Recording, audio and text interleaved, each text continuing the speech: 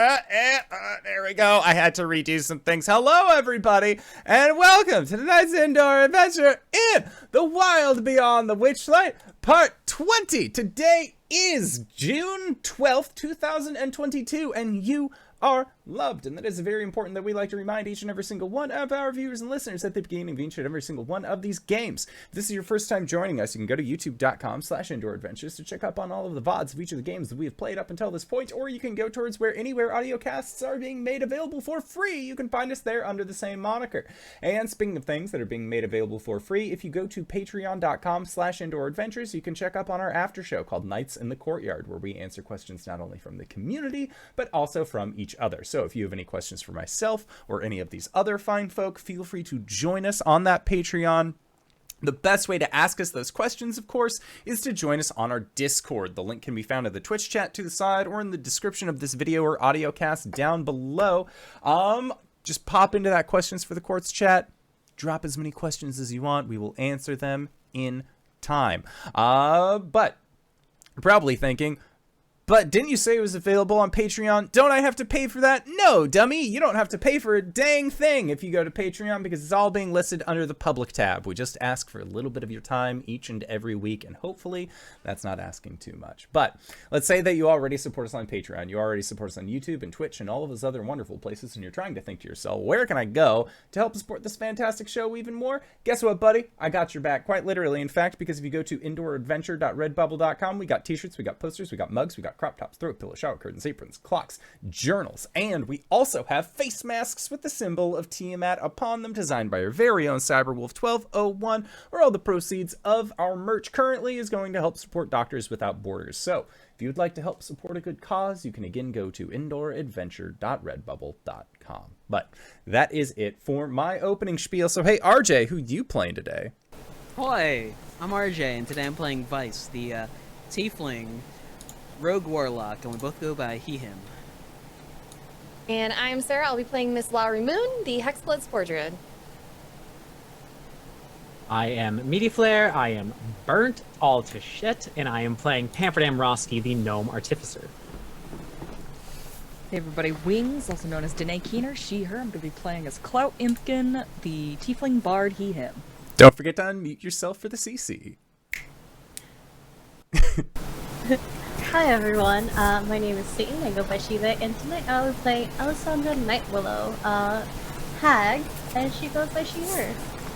And I am the indoor adventurer, he, him, and tonight I shall be your dungeon master. So, already getting into this game, you're probably thinking, what the hell is Satan doing here, playing Alessandra? Did you say a hag? That's right, let's address it in the recap. So, you guys had successfully defeated Scabbeth the Nightshade, you had gifted the powers of an archfey to young Will of the Wilds, and after spending some time at the Wayward Pool, the sanctuary of two unicorns, Lamorna and Eladon, you were able to come up with a plan, a foolproof plan, perfect for the proof of fools, where you would go back to hither, probably just attack Bavlorna in some way, seeing as how the situation that you had found yourself in, being that you wanted to give Bavlorna, or saying that you would return a unicorn horn to Bavlorna.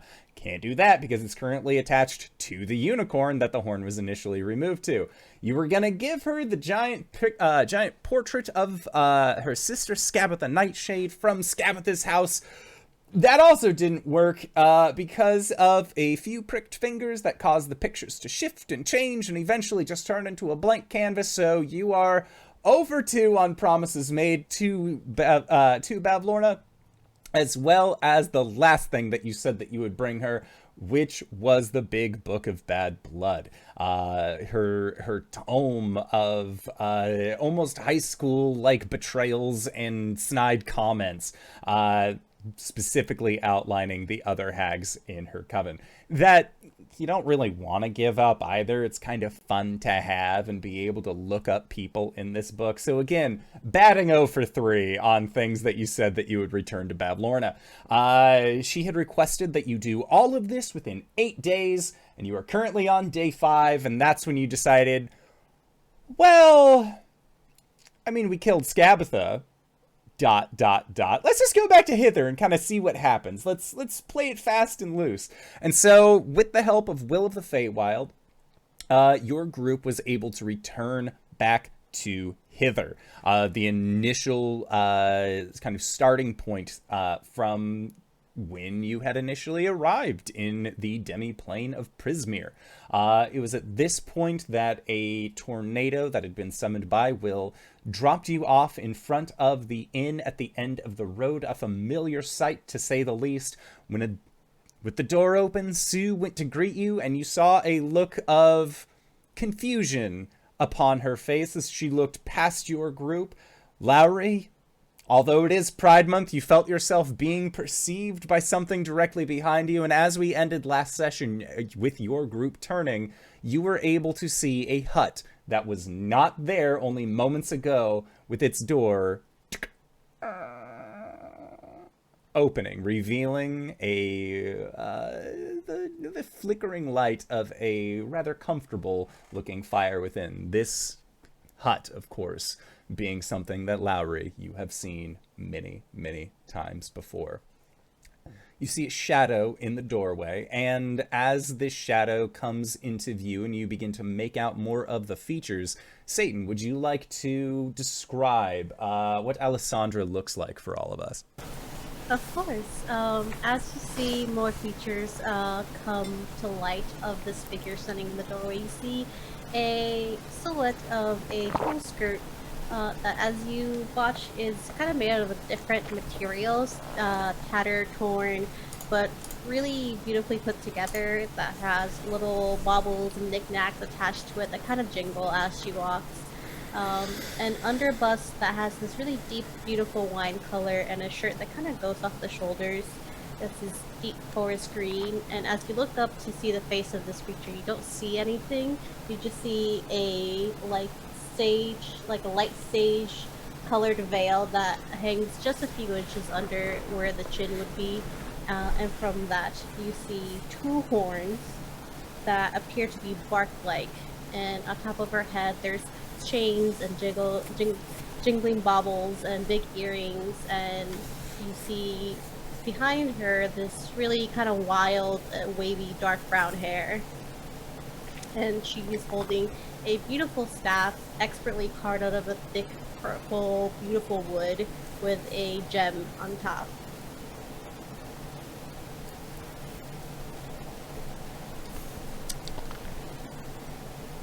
Friend or foe? Friend. Yes, friend. Hi. You hear the sound of a door shutting as the inn at the end of the road's door just like slowly closes, and you see Sue like peeking out through a window. No, don't leave us out here. Okay. Hello, Lowry dear. Hi.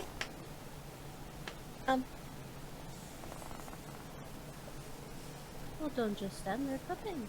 Okay. Alright. Friends of yours. Uh-huh. Yeah. Yes. Then you're all welcome in. Come on. I have tea waiting. And she just turns around and walks in. Lowry, what the fuck's happening? You seem Lowry very turns nervous around all to of the a group sudden. Lowry turns around to the group immediately. Do not steal, for the consequences are greater than reward. You will be treated as you deserve. When in the Hag's home, you are in their territory. Do not forget those things. Cool. Nice. So she's a hag too? She's my boss. Huh. That's, How the You know health the- benefits? I had to die to get the job, so... Shitty, got it. You know that, when I told you about, when I was talking about me, that's my boss. Anyway, it's fine. There's tea on. Come on, let's go. Interesting timing. Mm-hmm. Seems like a lot of lack of information. I'm either in trouble or I'm getting a raise. Do you I feel feel endangered in some way? Do what? Do you feel endangered in some way? I mean, no, just Insight So it's check. making a performative to thing. keep That's me just waiting. we should go in. Come on, let's go. Yeah, Vice. Just Y'all gonna can head go into the inside hut. then. Yeah, Vice. Make an insight check. As Lowry is saying, like, it's fine. Yeah, let's just do the thing. 16. A 16. Yeah, Vice. Watching Lowry. You've seen this before, growing up in Waterdeep and having spent some time in Ravnica. This is essentially like when your manager just kind of drops in to see how you're doing, kind of like to check in, but they do so unannounced. Like it's not that she doesn't want her boss there. It's just her boss is there and she wasn't really prepared. Oh shit, you're being audited. Lowry's already in the hut. Oh shit, she's being audited. I'm gonna go check on Sue and start working on some stuff. I'm not comfortable with the lack of details. Alright. Vice turns to Clout. Where are you gonna be, big guy? Well, I guess I'm gonna sit next to her, and then if somebody starts slinging spells, I'm gonna have to punch somebody. Emotional support himbos, let's go. Slaps him on the back and walks with him into the house. Okay. Exactly how I would explain that, but okay. Emotional support attack dog, let's go. Slaps him again on the back. I don't know if I like that either. Want me to keep slapping you? If I get to slap back. Don't threaten me with a good time. The two tieflings walk into the hut. All right, and then just so that way, Satan has a good description and visual of what your characters look like. Let's kind of go around the table. So let's start with, you know what? We'll go through the intro order. So Vice, what does Alessandra see as you walk into this hut? In the threshold of the doorway, as he's cleaning the bottom of his shoes on, like, whatever welcome mat she has on, there is a alabaster white tiefling with two horns that curve outward like a crown. One of the horns has been basically chopped off and replaced with a cluster of amethyst crystal. I wouldn't say that his face is in, like, a perpetual sneer, but it's like there's a shit-eating grin on his face as he walks in. He's wearing this all-black attire with gold trimming along the collar and lapels. And on his ear, he has basically a clasp over one lobe and then like a stud in the on the bottom of the ear. Black and sclera golden irises. Clout is probably a head taller than Vice. He's purple, mostly.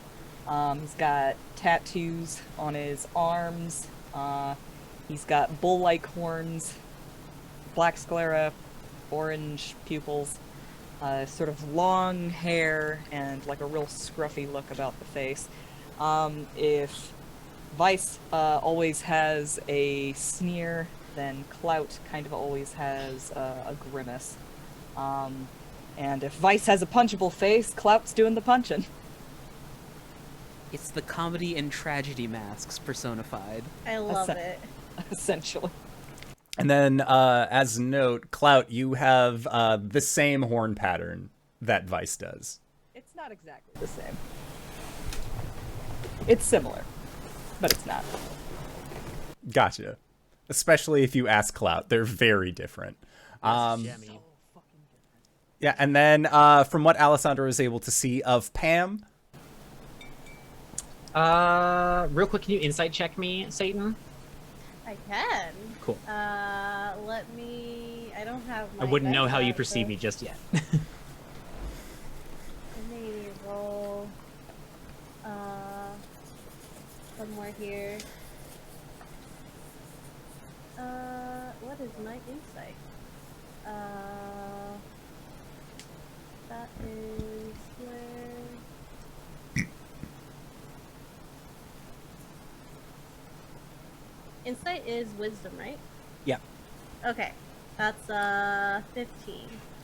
Okay, so you can tell then that Pam is likely the youngest member of this group, but they've got the oldest looking face due to a mixture of exhaustion sinking in the eye and crow's feet around the face, a mixture of like squinting and smiling. They have olive skin that is somewhat grayed due to likely spending most of their time indoors, and have greasy brown hair.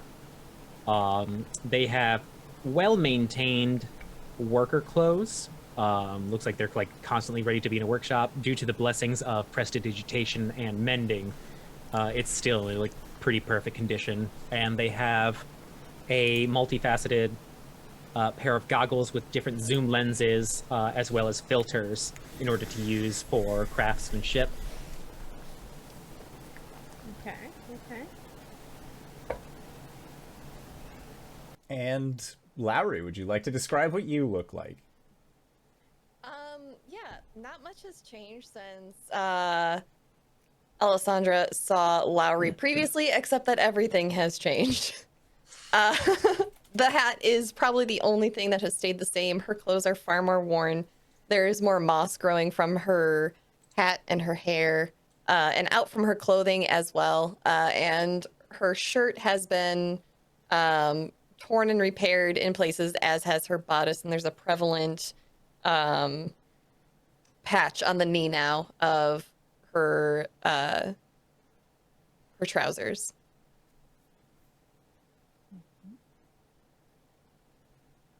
Lowry, dear, I love what you've done with your look. Thanks. It wasn't intentional. I got in a fight with a Never is. gelatinous cube. It was great. Good for you. So, why are you here? I thought I'd just, pop in, see how you were doing. You have interesting friends. Yeah, definitely. Well, I'm great. They're great. You can go now. Lowry, dear, is there any way to talk to me? Sorry. Can I serve the tea? You can. Your cup's in the cupboard. Lowry is gonna rush over to the cupboard and open it wide. If you want to describe what's in there when she opens the doors. In the cupboards, open wide by Lowry, you see an arrangement of different tea cups and teapots.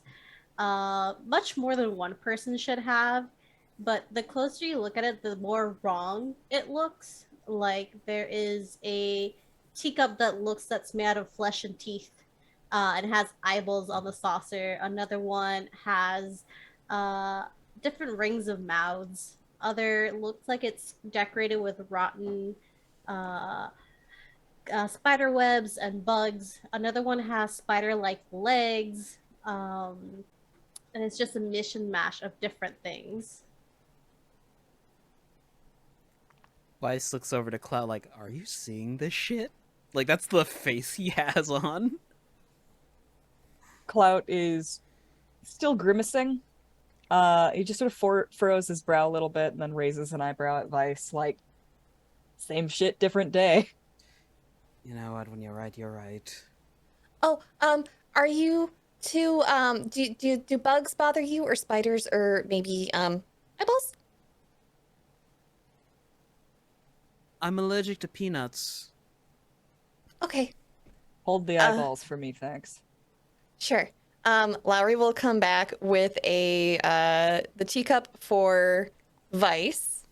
Is a green teacup with a rather like a lacy style edge, and it has pointed spider-like legs on the bottom, but it's attached to what appear to be red marionette strings.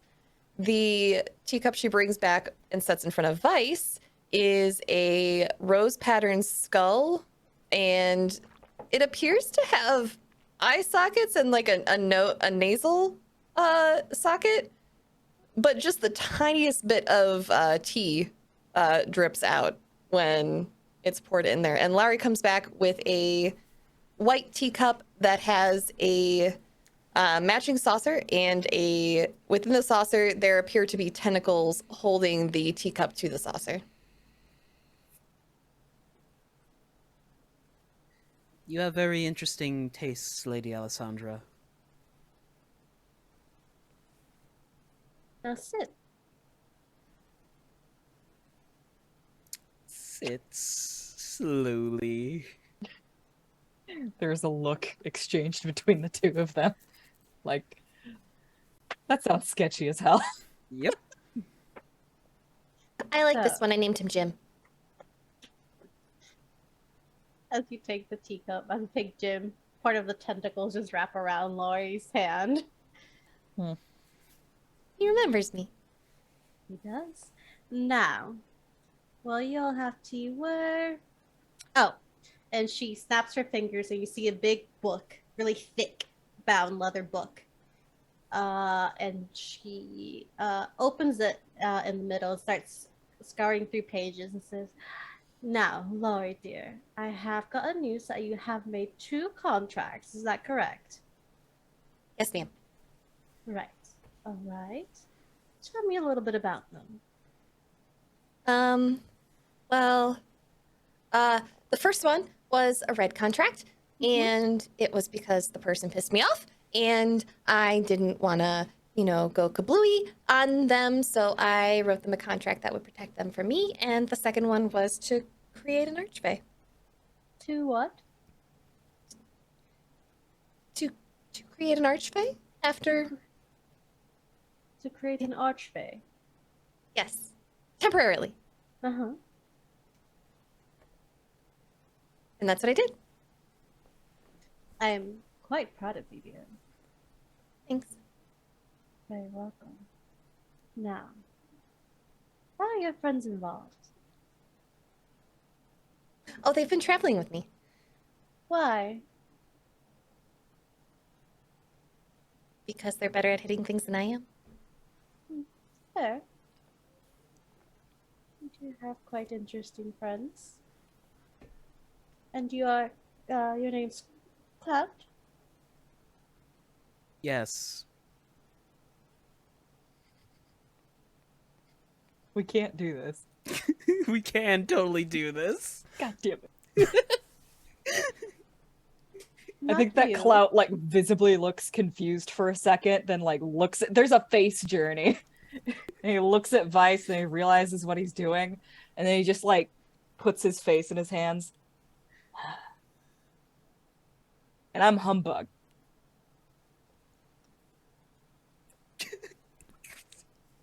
Really? Yeah, Clout.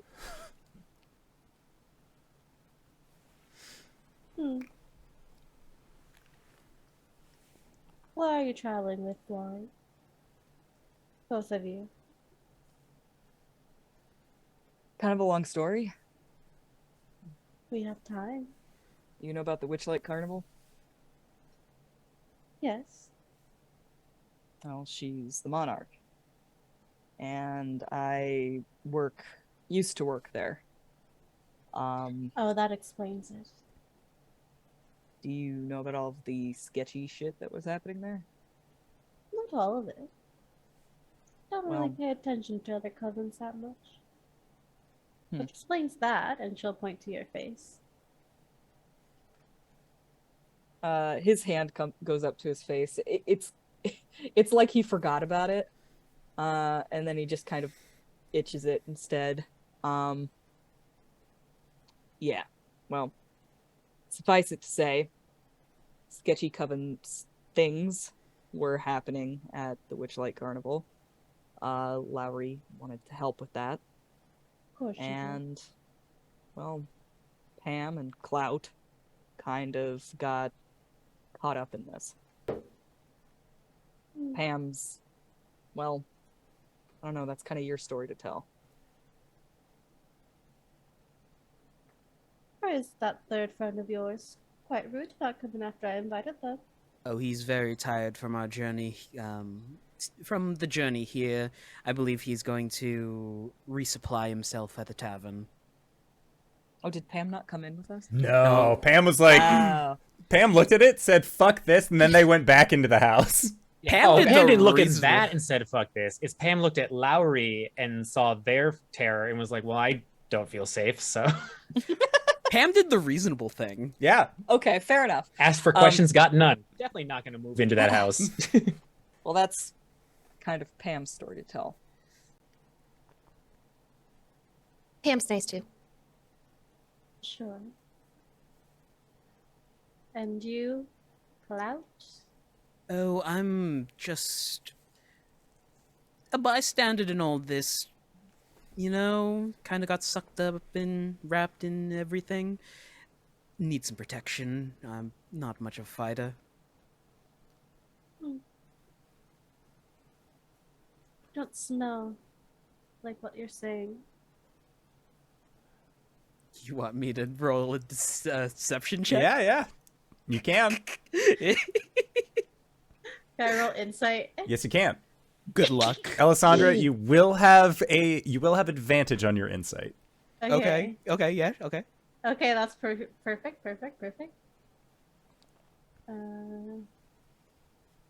Insight is wisdom? Yes. Yeah. Okay. 19. 30. I have a plus 10. That He's a is very good liar. fucked over. Professional liar. Yeah, Alessandra, you know, like, again, like, with your abilities, with your understanding, there's something, there are a few fingers in the pot in regards to this individual that is sitting across from you, who is currently going by the name of Clout. However, as far as their story, you know, just like, I got mixed up in all this. I'm just a little guy. I'm a birthday boy. You wouldn't hit a guy wearing glasses on his birthday, would you? Like, that's kind of like the vibe that's coming across. But, like, you know, he seems like he's at least giving some sort of truth.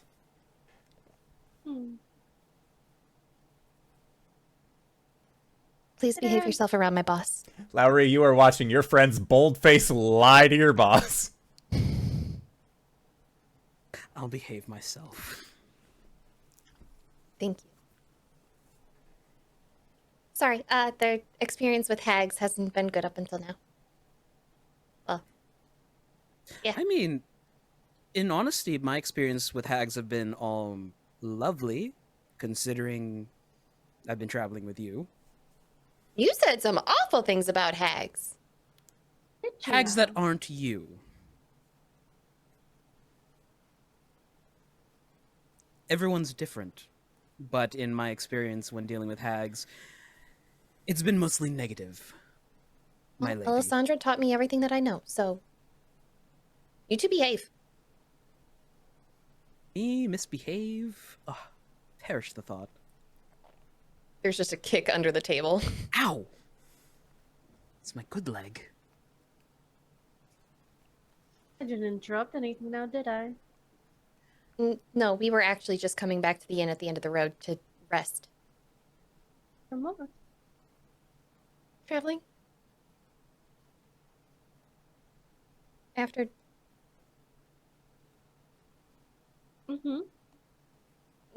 Traveling?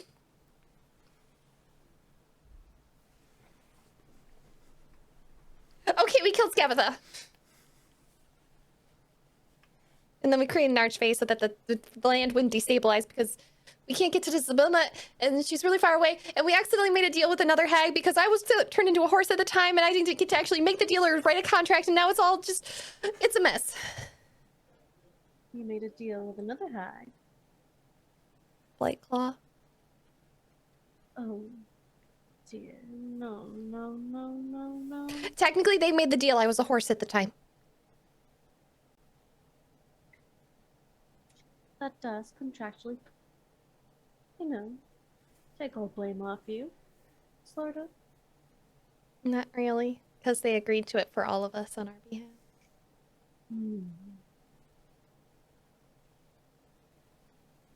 Are you all experienced with contracts? Very one-sided ones. No, not really. What an interesting group of friends, Lowry. So you killed Scabatha. Mhm. Congratulations. Well, I didn't do it.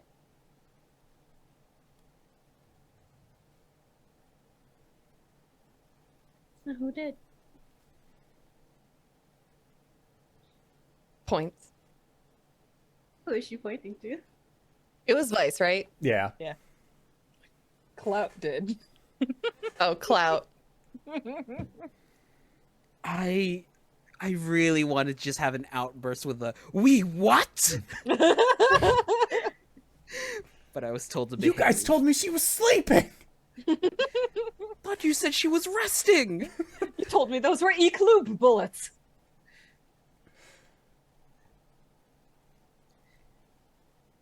Push came to shove. Not And- mad. Why would I be? That's not my cousin. Does it particularly matter who killed her? Depending on who was asking. I'm asking. Well, if their sisters were to ask, then yes, it would. Huh.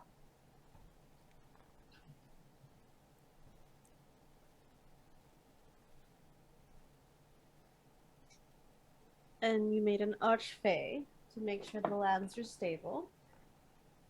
Well, yes. I wrote the original contract, and then there was another archfey who amended the contract to solidify the terms. Oh, right. And He's a who's giant the- spider. Interesting. Haven't seen one of those in a while. Yeah, and Which hag Alessandra, did- Mhm, like- go ahead. like Alessandra, with the receipts that you receive from Lowry's contracts, you know that most of that, like, a good, like, 3/4 of the contract was Lowry, and then it was like, oh, there's somebody else, like, filling in margins here. But still, as far as Yeah. the laws of technicalities go, Yeah. Lowry was still the one who did Yeah. do this thing. The ledger, all their contracts that Laurie does appears in Alessandra's ledger. It's like, I can see where you wrote it and where you didn't. I didn't know it did that. It does. Yeah, Which hag Lowry. did you make a deal with? Lowry, there is there's a brief moment of realization, like, oh, so that's how she knew, like, how many contracts I was capable of doing, and why she always wrote on me for not having more. It's been 50 Magical years since she auditing. wrote a contract. Why have you suddenly written two now? Yeah. What was that? Which hag did you make a contract with? With the Yes. White Claw? White Claw. As in Bavlorna Blight Claw, Uh-huh. sister to Scabatha Nightshade, who you just killed. Uh-huh. Hmm. And what exactly was the contract?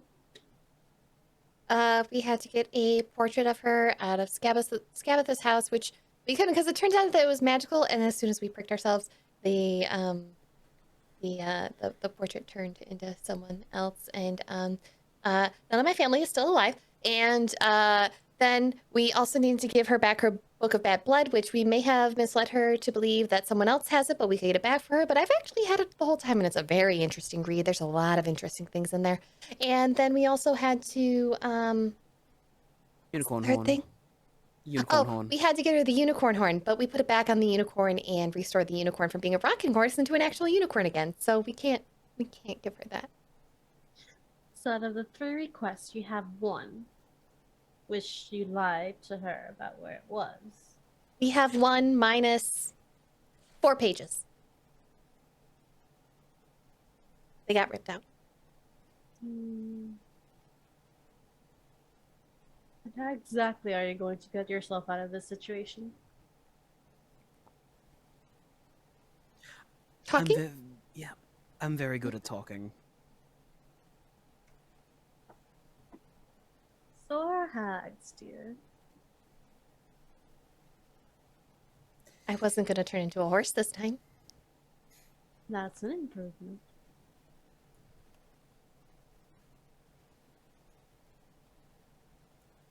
Now, are you going to come up with an actual plan, or am I going to have to take your hat away? Please don't take my hat away.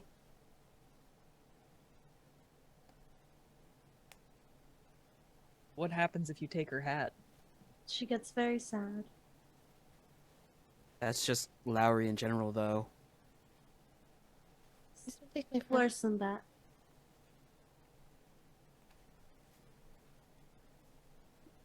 Well, I do know where the water comes in for her pool if we want to do a sort of night assault on her. Sneak into her little domicile, and while she's asleep, takes care of that problem. What, just jump right to murder? If the talking doesn't work. I'm not saying no, I'm just saying that we should all be on board for that. Yeah, that should be a conversation that Pam is here for too. Also, who do we turn into the archfey to hold down the land here? Because I wouldn't do it to the king. no. Oh, what about the, Frog Knight lady? She was very nice. Assuming she's still alive. Yeah. Assuming she's not the queen. We turn my elf friend into the archfey of this realm. Do we know we can trust them? He's super sad. Could give it to me. I don't know. I have a general vibe of you, miss. Yes. I kind of like it, which is a red flag. I gotta be fair. I feel like red's your favorite color. So what it do, baby? No offense, but I don't really know you. I know that Clout, I know that Lowry does, but none of us do. And that's a lot of power to give to a stranger. You're free to get to know me. She's not all that bad. She makes good tea and I cookies. do. Yeah, and Vice, Clout, if the two of you have been brave enough at any point to sip on the tea, it's delicious. It's the exact tea that is your favorite, made exactly how you like it. I'm gonna say that Clout intentionally pretended to sip the tea, and But then then put the it down, smell. and then at some point during the conversation, he accidentally just absent-mindedly took a sip of the tea, realized what he was doing halfway through, and then was like, "Oh, it's good though." Where on earth did you get spiced cinnamon and honey tea? My ways. He travels a lot. I do. I do love traveling. Right, well... Oh, humbug. Would you like to update Pamferdam on our current situation, or should I? Do let them know I do have a cup of tea still waiting for them should they wish it. Yeah, I think I can do it. Just, let me know if you need any help, Clout. Me need help all the time. Stands up, and as he turns around, he just swats him with his tail. Jack. He's gonna point at Lowry, and mouth, yell if you need me. Yellow scab knees? They said yell if you need them. Oh, okay. I'm not good at reading lips. I know, dear. I think Clout glares at you when you say that, Alessandra. And as he does so, that symbol on his cheek flashes green briefly. Ooh, He'll leave. interesting. Weiss leans over to Lowry. Oh, good, because I thought he said, "Hello, I'm bees." No, it didn't make a bee sound. Humbug, I promise that Lowry's safer with me than anywhere else. It's true. Are you saying that to actual Clout as they are Yeah, leaving? Okay. Actual Clout. Yeah, as he's heading out the door, Alessandra says that. The door opens for you on itself. The fact that you're so sure of that is what worries me. Shuts the door. And It's a bit Clout, overprotective. Sorry. What dreadful little friend you have.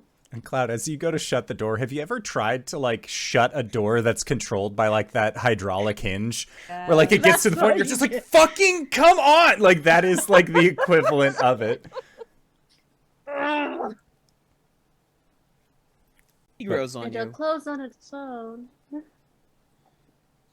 Yeah. Meanwhile, back at the end of the road, Pam, you've gone in, and you said that you were resupplying, working on your Pam next was Steel gonna Defender. check on Sue and then just work on things while they wait. Yeah, and you when you go to check on Sue, she explains that the two bullywugs that you had actually seen there previously, she has hired on as roughly full-time. She can't really pay them with coinage given the current situation, but they seem entirely fine to just live and work here, just work for room and board, because it is much safer living in the inn than it was living in where they were at before. And she explains again that it's also nice that she has individuals who can go find all of the fish that live in the swamp or hunt properly. Like they're bringing in more food that she's been able to kind of like pickle and store or put away, salt, that kind of thing. Well, I'm glad to hear that that's worked out. And yeah, I suppose shelter is more important than pay because, I mean, currency is a frustrating system already. And she agrees and nods and says, to be fair, most customers here pay with reciprocity, or at least they do currently. Yeah. You seem pretty, I'm not entirely sure which emotion to attribute to it, but you seemed, trepidous for your new, neighbor. Do you know anything about them, or? Let's see.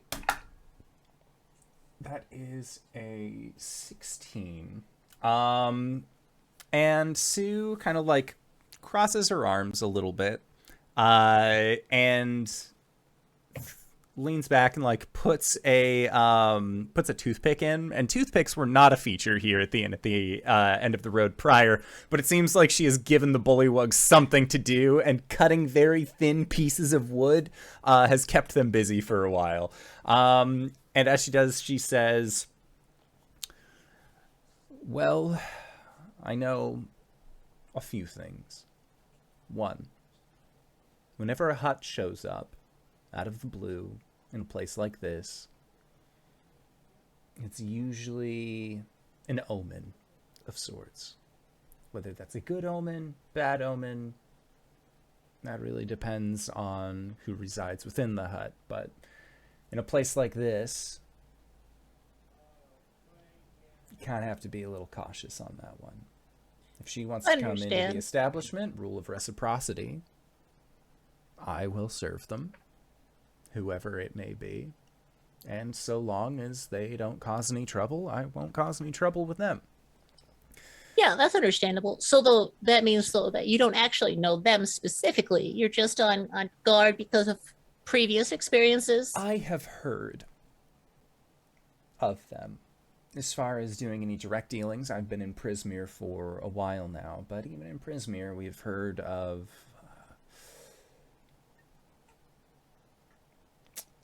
they call themselves the Book Club.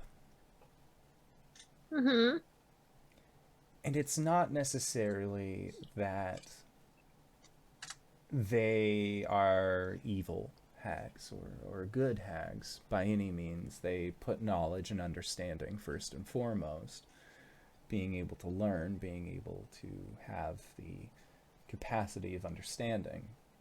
And that puts them at least above, well, current leadership, in my own personal opinion. I've heard tale that there are a few other book clubs, or at least book clubs that have sprouted off because of this. Whether or not this is the same book club that I've heard of, it's hard to tell. So there's one coven called the Book Club. That's what The you're book saying. club with a capital T, capital B, and then other how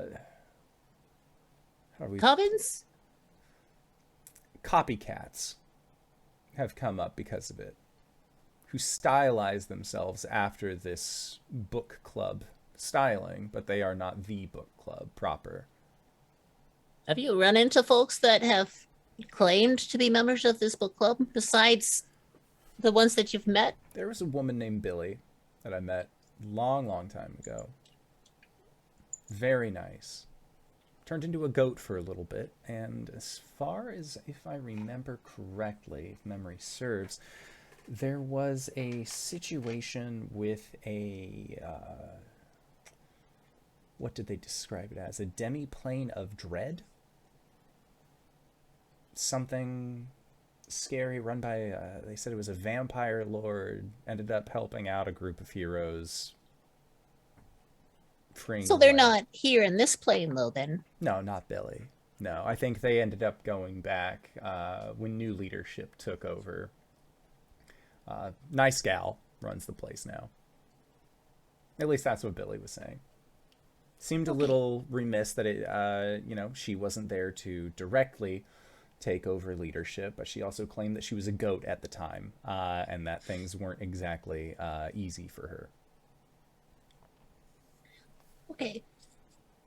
Well, it's good to see that things are going pretty well for you. I'm glad that nothing that we've been doing has interfered with your work here. Would it in a have? negative way, that is.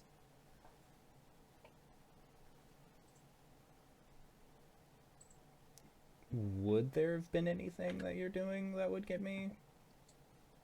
Yeah, how out of the loop are you? Like, do you get any paper birds or anything? I don't really receive much information, especially since the plane closed off. Oh, all right. Well, I think I might have some time. You mind if I boil up some tea? I probably should catch you up on some stuff if we're going to be using your house as a place to rest. Oh. Pam is gonna like start boiling tea Yeah, so recently we started a coup and just get into the whole thing and start explaining to Sue.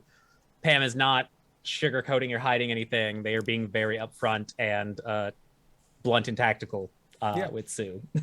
And Sue, I think that like her understanding of this, I want to say like the story peaks with Pam right as the kettle reaches full steam, and it does that like whee, like, and her just like not slack-jawed in surprise at this, but definitely like eyes big, like, so the coven's broken. Yeah, and we basically have about 2 days before Bavlorna starts to track us, so we were hoping we could get some rest here before then. I'd prefer us not to be tracked in your house. But also we probably aren't going to slow down at any point, so there's going to be a lot of changes in your environment, as well as hopefully positive changes and better profit for you, or not profit, but better customers for you as we change some things. Well, of course, you are always more than welcome to stay here at the end of the road. I believe the structure itself and Lowry have had a deal worked out of sorts, especially on that end. So you are, again, more than welcome here. You and your friends. Okay. That being said, I appreciate the heads up. And if you don't mind, I'm going to take this tea to go, and I'm going to find something sharp to defend myself with, in case anything does end up coming back on me. That's valid. Would you like me to change the gift I gave you to more of a defensive item? You remember that saucer I gave you? I could turn that into a weapon. I have been the owner of this bar for a long while. And back before it was closed off, this was the rowdiest place in Prismere. I'll be fine. All right. I'm glad to know that. Yeah, I promise we're going to do our best to make sure that the fights don't drag into here, or hopefully that none of the hags try and like associate you with us as an ally or anything. Well, if they do, I know a certain door that I can go through that I don't think they'll want to come in. You don't think Bavlorna is brave enough or strong enough to go in there? Oh, it's not that she's not strong enough or brave enough to go in. But I know this house can be awful tricky sometimes. Okay. Is it okay if I use one of your rooms? I'm gonna do some building and some repairs. I promise I brought my own material this time, and I'll make sure to repair any damages I do. You know that you are always welcome here, Pam. Thank you, Sue. And Sue will nod, and then you see her like go back into the kitchen and like just start like you hear her scrounging around for something, and as you leave the kitchen area, that is when Clout is coming in after having had a brief conversation out in the hut as well. He seems fine. Where's everybody else? They're still talking. Vice thought that I should come over here and explain to you what's going on. Is that a like things aren't going well kind of thing, or? Well, I don't know, actually. As far as I can tell, Alessandra, that's her name. She's Lowry's boss. Yeah. Here, follow me upstairs. I'm gonna work on stuff while you catch me up. Yeah, okay. We'll head Cloud to will one fall- of the rooms. Yeah, Clout will follow Pam up the stairs and exposit basically everything that he knows. But it's from Clout's perspective, so it's just like really shaved down to the barest of bones. So the TLDR of that then. I left for a water break and came back to spice, and so there is a gap in okay. memory. Came back, there was a bit between two people pretending to be each other or whatever, and a humbug, and then suddenly Cloud is slamming doors. Yeah, no, Cloud will explain, like, Vice decided that he's gonna go by Clout with her. So I guess I'm humbug. Okay. I'm assuming then Vice is probably making you seem weird then, like doing something weird with your reputation. Oh, who knows? It's not How's like Lowry doing though? They seemed very I couldn't tell whether or not they were endangered or just like, oh crap, here's my parents. They now know that I didn't do my homework or something. Well, I kind of hope it's the second thing, but I don't know for sure. Like, this seems kind of like a, I don't know, patron relationship. Mm-hmm.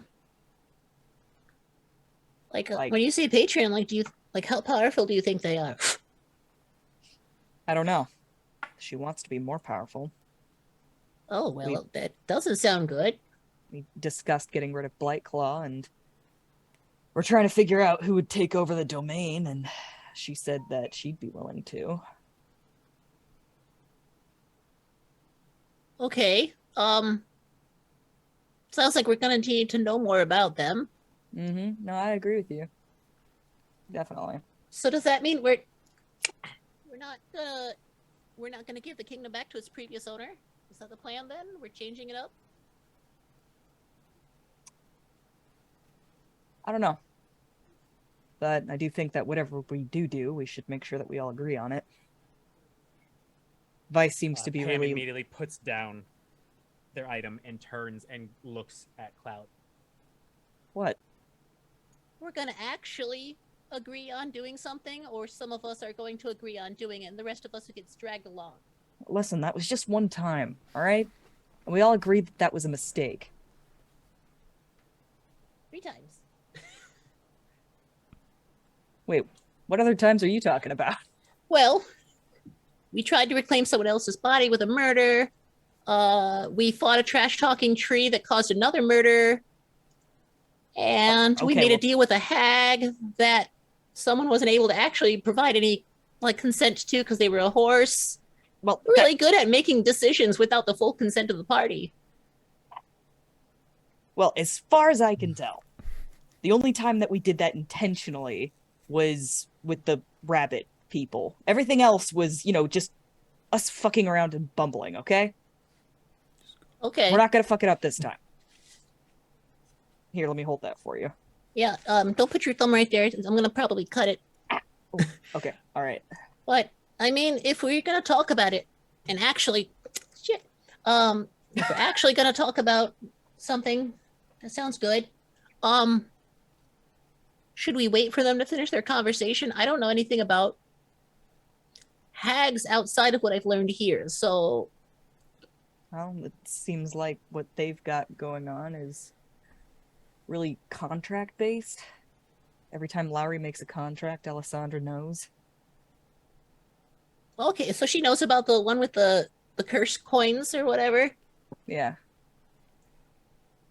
And I don't think this is gonna work as an arm. I think I'm gonna have to switch this up into a leg.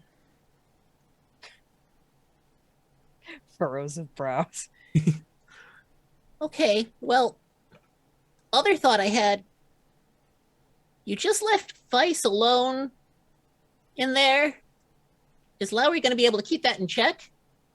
So there I was, barbecue sauce on my titties. I look up and the Dryad is coming down. My pants are around my ankles, and I have the choice of either finishing or killing the Dryad. I had a feeling that she's gonna like him more than me. I don't know how I feel about that, but okay. She's one of those mysterious types. And not really so much because she has something to hide, but she just likes being mysterious. Oh, okay. I prefer that. Well, I mean, at least I hope it's that way. If she does have something to hide, then I'm really worried about what she has to hide. Well, you have a job as a bouncer. Do you feel threatened by them at all, or do you feel like they are a concern? Clout, you can make an insight check if you want to figure that out. Let's just say something got finished that night. I'm sorry, I don't know why he's like this. I got a 14. Found him this way. I got a 14 on that insight. 14. So what kind of vibe would Clout get with a 14 for Alessandra? Basically what he said.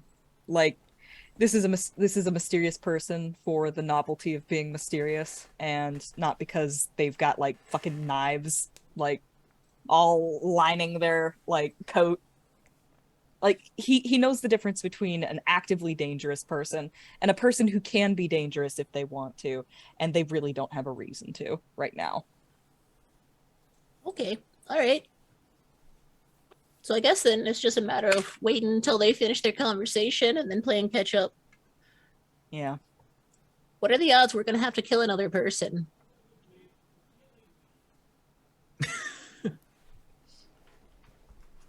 Pretty high. I think that even if we do talk to her, she's not going to be happy with what we have to bring to the table. And whatever she does to us, it's gonna be nasty. Yeah. Yeah. We may not have a choice. I think I want to encourage a non-violent option first, but I think it would be wise for us to understand that we're going to need to prepare for that lethal option when things go sideways. Clout nods. I don't think Lowry's going to like that so much. That'll be twice now we've had to go and cause uprisings. What? Not like what? Causing uprisings. Oh, you mean what? Taking out Blightclaw? Yeah, I based on the way when I first recommended it, it sounded like they have what's the word that you use over in the Omnian language? Concern about causing a situation that might cause additional casualties. What, you mean like the frogs? Or just the people in general. I mean, this isn't going to be something that we're going to be able to just do without any amount of damage to the communities. We are going to end up having to risk a lot of people's lives if we keep doing this. And I know when I first brought it up as an idea, Lowry was not for it. And understandably so. I know people don't want to continue to be in traumatic events if they can avoid it. Well, what I know about people is that, for the most part, they want to live in peace. They don't want to make trouble. And the people who do, if you get rid of them, then for the most part, everybody can settle their differences. Mm-hmm.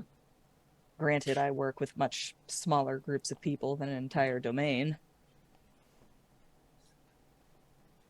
Yeah, well, I understand the reasoning for having to do such a thing. But how do you think we can convince Lowry to take a part in a war again? Because even though it's a sugar-coated word, a rebellion is still a war. Well, you think about this as like a war? Pam, like, immediately, like 1,000 yards. Yeah. We already declared war once we took the first one out. The Coven's gonna know it's happening. We technically dragged Lowry back into another war they seem to want to avoid. You know what, Pam? I think a war usually is just a coup that's gone on for too long. If we get this done fast enough, we may not even have to have war. Yeah, that'd be nice. And Pam just holds up this like jagged metal gauntlet they've been working on. Yeah, it'd be nice if we could avoid conflict for once. You sure you're only gonna need one of those? Oh, this isn't for me. I'm just making sure it's anatomically correct. Do you mind? He like Yeah, offers here. his own hand. Holds it up next to it. And just, Yeah, I think that's about right. But yeah, I think we're gonna have to have a long conversation, that's for sure. All right. Well, what do you think? No good comes from leaving people in power who are prone to imperialism or fascism. All right. Well, I trust you. Okay. I think your judgment is usually pretty good. Okay. Why did that make you sad? Why are you sad? Well, I mean, I would say that my tactical judgment is good. I just don't enjoy being good at it.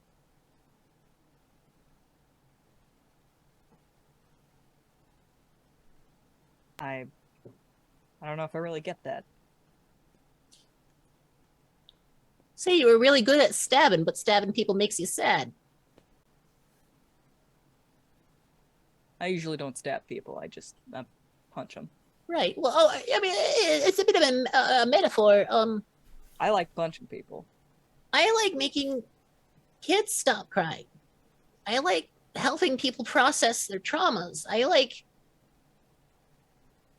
encouraging the youth to take over a better world for us. But I'm just really, really good at war. So, I don't know. I acknowledge the fact that I feel like I know what I'm doing when it comes to it. Was it always that way, or did that only start when a hag started screwing with you? Well, the war started when I was 6. The war ended about 9 years ago. I went to university for a year to learn how to make toys. And then a hag took my hands away and I went back to making war machines. So, most of my life. but you only really started doing war machines after a hag took your hands. No, I was conscripted the first time round. My parents were war criminals, and it was kind of a way to make me not get executed as a kid. 9 hells, Pam. That, it's really rough. Yeah. Yeah, it is. Trying to figure out a way out of it. It turns out murdering a hag is going to end up having to be one of them. We'll get I your need to hands stop back. saying murdering a hag because it makes it sound like I'm just targeting the race. But this specific coven, I would like to kill this coven. Listen, we'll get your hands back. I hope Regardless of so. what it takes. I trust you on that. Yeah. I hope we can do it in the least painful way for everyone, though. Yeah, me too. No, put a hand on Pam's shoulder. As we'll go back to working on this machine. Okay. And as you continue to work on the machine, and Vice, you are doing your best to entertain your party member's mother. Vice is like in the chair right now, and he's flicking. Like he has a hand in a pocket, and he's just like off the cuff anecdotes. So there was like a bugbear. He said that I could either, if I did some things for him of the sexual nature, he'd pay me a gold piece, and he flicks a gold piece in the air. I obviously declined. And Alessandra, you are just soaking up all this fun information about who your daughter / coven mate has. Yes, Clout. Clout has done all these things. Yes. Oh, that Clout Impkin. He sure is promiscuous. There is an occasional kick under the table at Vice's shin. Just leaning over to Lowry. Oh, keep going. That went numb minutes ago. Vice, make a dexterity save for me. Oh no.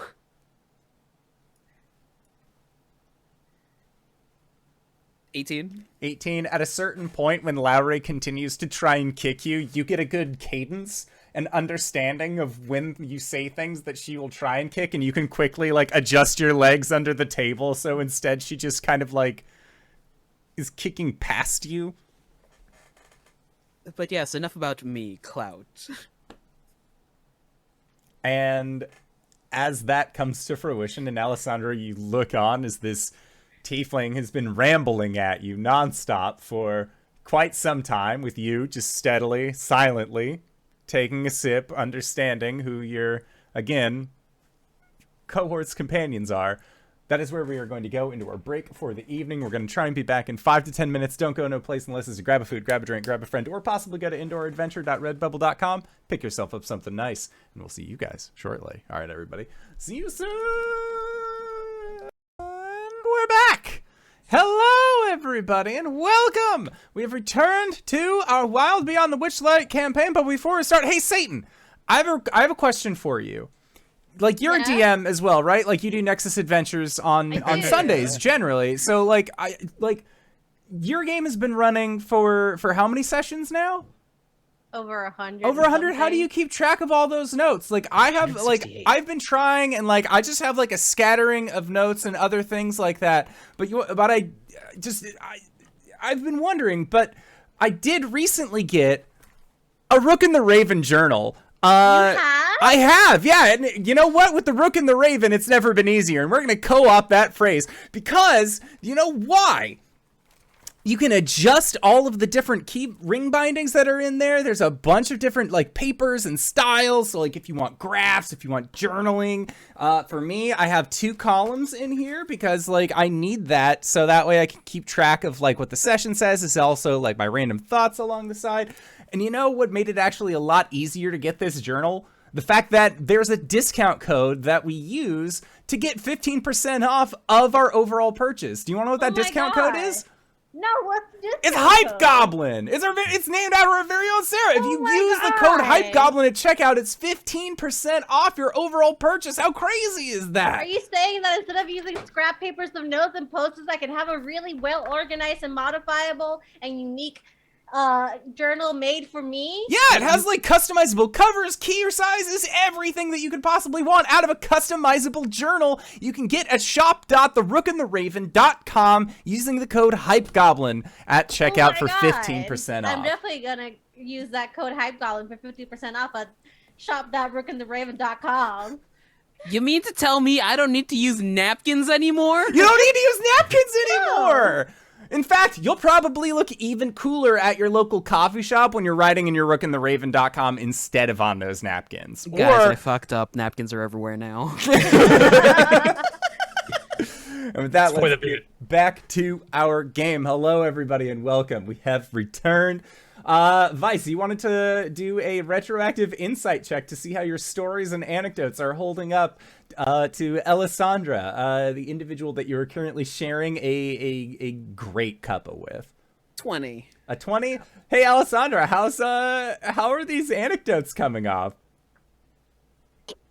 Like that. Oh. I don't know if that's good or not. I have allergies. They're allergic to your stories. I'm allergic to you. I mean, they're looking your way. There's a head tilt here and there. Like the cup goes under the veil as she takes a sip. Lady Alessandra, I think I've done you a great disservice. Why would you say that? Well, for one, I don't trust easily, but considering you are the patron to our dear Miss Moon here, Boss, not patron. boss very to our different dear things. Miss Moon here, Mm-hmm.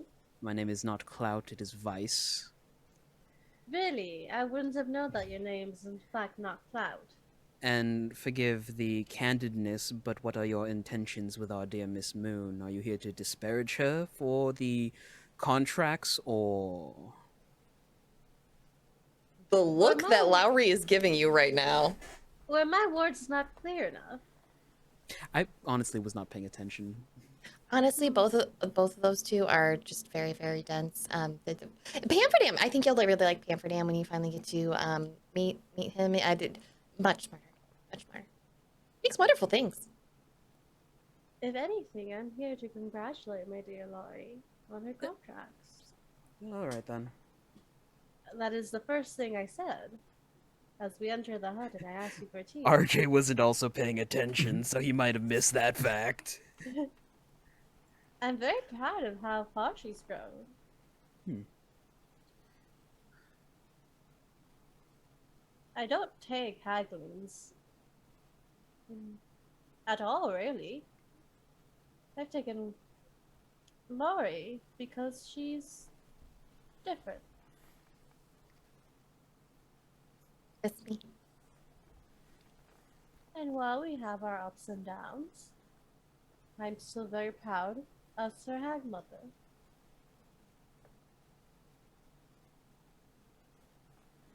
I just sometimes have to threaten to take her hat away. Please don't do that again.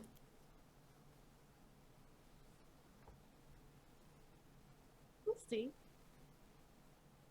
Now, I am more than happy to talk to you and the rest of your party, as I think they should all be here for said conversation, about my interest of taking over this area. Though I am a woman who does contracts well and fairly, and you should all be present and conscious for this decision. Oh, and also not drunk. And not drunk, sober, please. I hate sloppy signatures.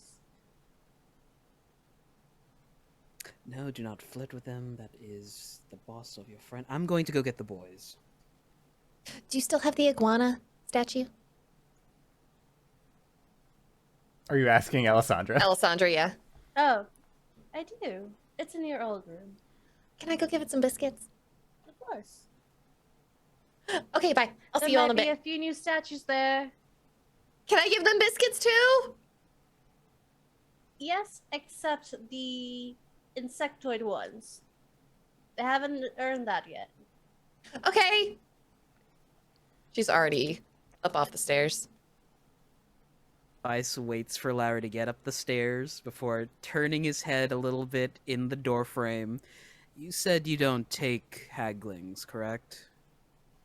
No. What about taking a tiefling? Wink, walks away.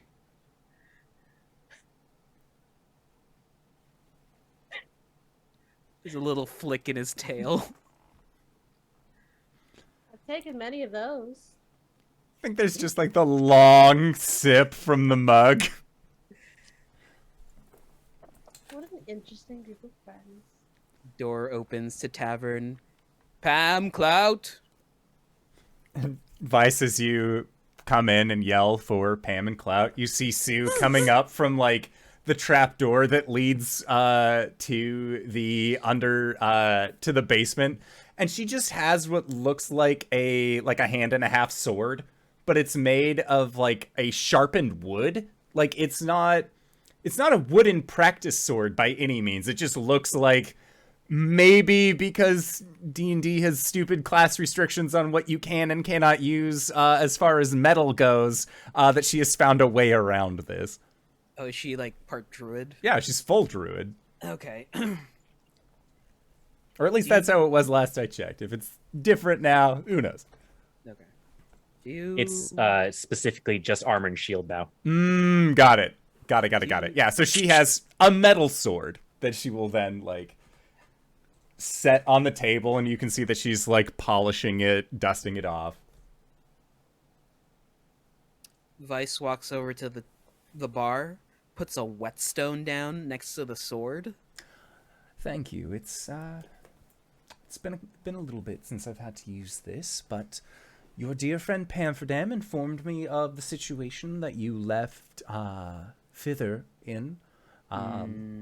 Seeing how the hags are connected, she might be on the lookout. Yeah, that For is some individuals, fair. I am... being prepared is never a poor idea. Sue, if it gets too hot here for your liking, you can always run down into the basement. Oh, yeah, no, that was the original plan. This is more Oh, of like good. an initial line of defense. Like, if I'm ambushed, I don't want to be without. Maybe we could talk with Pam about setting up some... Have you ever seen or read the fictional work of Home Alone? Ah, yes, the great warrior Kevin McAllister, I believe. Yes. We could probably trap this place up as partial security that could be deactivated at night. I would rather just run deeper into the house. To each their own. Where are those? The rooms. Thank you. All right. Look, I'm gonna need you to fish me the wire through over there. Yep. All right. Yep. I can.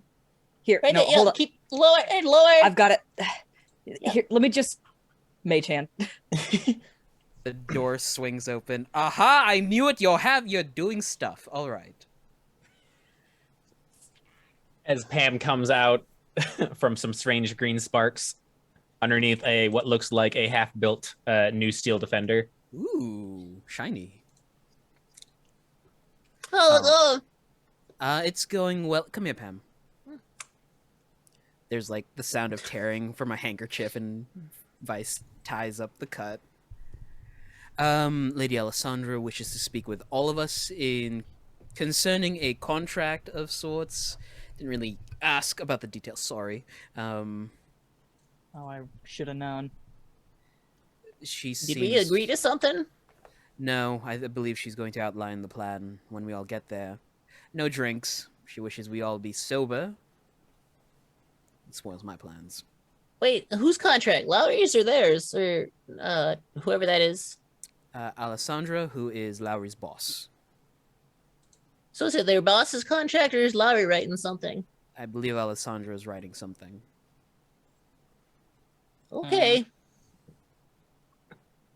All right, I guess we're gonna find out what this is about. Listen, if she picked Lowry to be her employee, how bad can she be? And that rhymed. But also, someone picked you that's kind of a butt. So, like, the people who pick people don't have to be good. It's You true. seem all right. Only surface level. There is so much going wrong down. In Lowry's defense, and by proxy Alessandra's, Vice is... Whenever he speaks of his patron, it's not like he doesn't want to speak ill. It's more that there's that layer of fear, whereas when Lowry speaks of her boss, generally like, she's a great lady. Wow, what a fantastic time. Like, there's never been that, like, that underlaying bit of fear in connection with it. Fear I and don't need those spite. defenses, weird Until- voice in the sky. I mean, right up until the moment where she was met with her face to face, then there was all kinds of fear. I mean, how would you feel if your boss dropped in on you unannounced? They do all the time. No. I don't know. We don't get to close doors where I work. That literally happened all the time. You met Mr. Light. Yeah, they don't seem like a person who respects flaps. Phrasing. We have got to get you two out of whatever employment you are in, something better. It kind of sounds like we're all working for some things that we might need to unionize over. Oh boy. Don't get me started on the time I tried to unionize. All right, let's go. I can finish this later. And Pam will start putting their tools down and prestidigitation, their fucking grease and acid burns off. Yeah. And inside the hut, Alessandra, you know that if there is a contract that sets things such as your plans in motion, you cannot be the one to write them. You would need Lowry to write them. You can add addendums, you can add contractual clauses, those kinds of things. But you would need Lowry to be the author.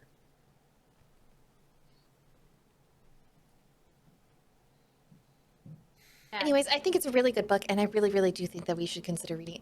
I mean, it's not that it's like it's good literature, even though it's romance. It's a lot of fun, and the writing in it is expert. And I think we should actually get everyone to try and read it, and maybe have a real book club for once. Well, how about this?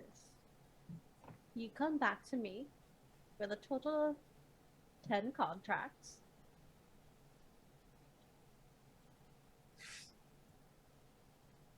Five contracts, Okay. and we'll have book club. Okay. With a book of my choosing? The book of issues. Oh, it's gonna be the Cleric's Oath. Okay. Alright.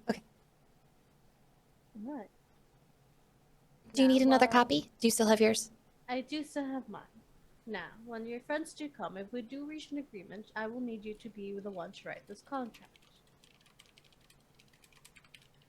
Okay. What? You know it would only be temporary, right? Yes. What's that head tilt mean? Nothing. You did the thing where you move in the way that says yes, but also you have another plan. What does it mean? I have no other plan. Promise? I promise that so far I do not have another plan. Pinky swear? Thank you, swear. And you do the pinky swear where Yeah. like you kiss your hand at the same time. yeah. And I feel like And then that's split where on the the rest of floor, the yeah. like I feel like Yeah. that's when the rest of the party is arriving, is seeing you two like do like a very like a middle school pinky swear Yeah. with each other kind of thing. That's Should their we- own. That's their own contracts, but like it's personal, not like a real contract. Yeah, It's yeah. contract to them. Yeah. Should we We come like- back? Clout elbows. No, Vice. you're fine. Oh, by the way, this is my favorite statue. And underneath Lowry's arm, she has the iguana statue, and it is an iguana skeleton that has been taken over by plants and vines. She pulls a cookie out of her pocket and feeds it to the statue. Does it eat it? Yeah. Neat. Pardon my abyssal, but fucking metal. I have don't Did you see make it. that or did you find it? Oh, Alessandra made it. Hi. Oh, She made the teacups. Oh, I'll let you introduce yourself. Hello, my name's Alessandra Nightwillow. You must be Pamferdam. I must be. I should like to have some tea. Do you have chai? Yes. Do you have like chai? Do you have like Sword Coast chai where they put milk in it? Hey, I actually like that. The chai lattes are such a gentrified thing. I have true chai. Okay. The problem? I'll pick out your cup. Don't use the one with the hands. Was it getting grabby again? It was. Okay. I'll pick, ooh, this will be a good one. And Lowry comes back with what looks like a beehive, but with a honeycomb pattern on the outside. And there is a line of bees making up the handle.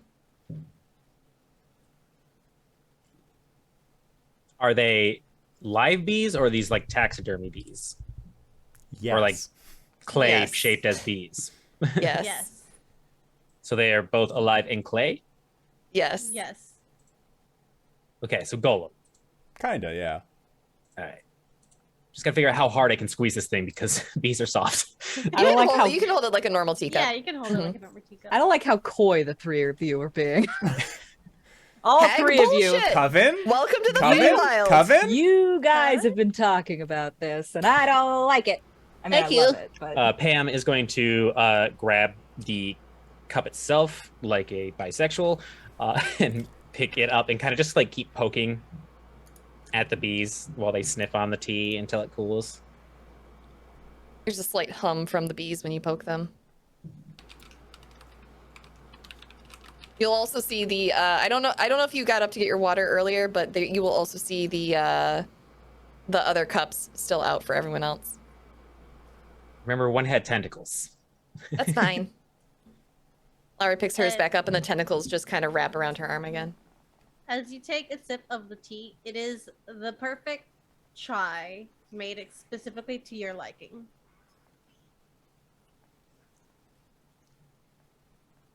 Thanks, I hate it.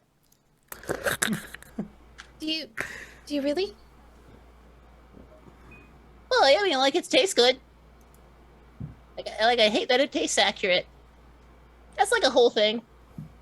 It's a mouthfeel. We're here for a contract? Yeah. Thoughts? I gotta be upfront with you. I don't really know if I can double dip. What do you mean? Chicken foot Did you want Coven another mark cookie? on face. Yeah, just sort of pointing at that. Well, I mean, I don't think any of us are expecting you to die again. Oh, by the way, he died. Congratulations on making it back. Thanks, I had very little to do with it. It was a tree. What kind of contract are we talking about? Well, that's what we're here to discuss. I will not be the one writing the contract. Lowry will. I cannot write my own contracts. That means I'll only have 4 left. Do you write this counts towards the 5? This does count towards the 5. Yes. Why can't you write it? Is this part of like the magic contract or is this a legal thing? Oh, it's an ethical issue. Okay, all right. I like being as fair as possible in my contracts.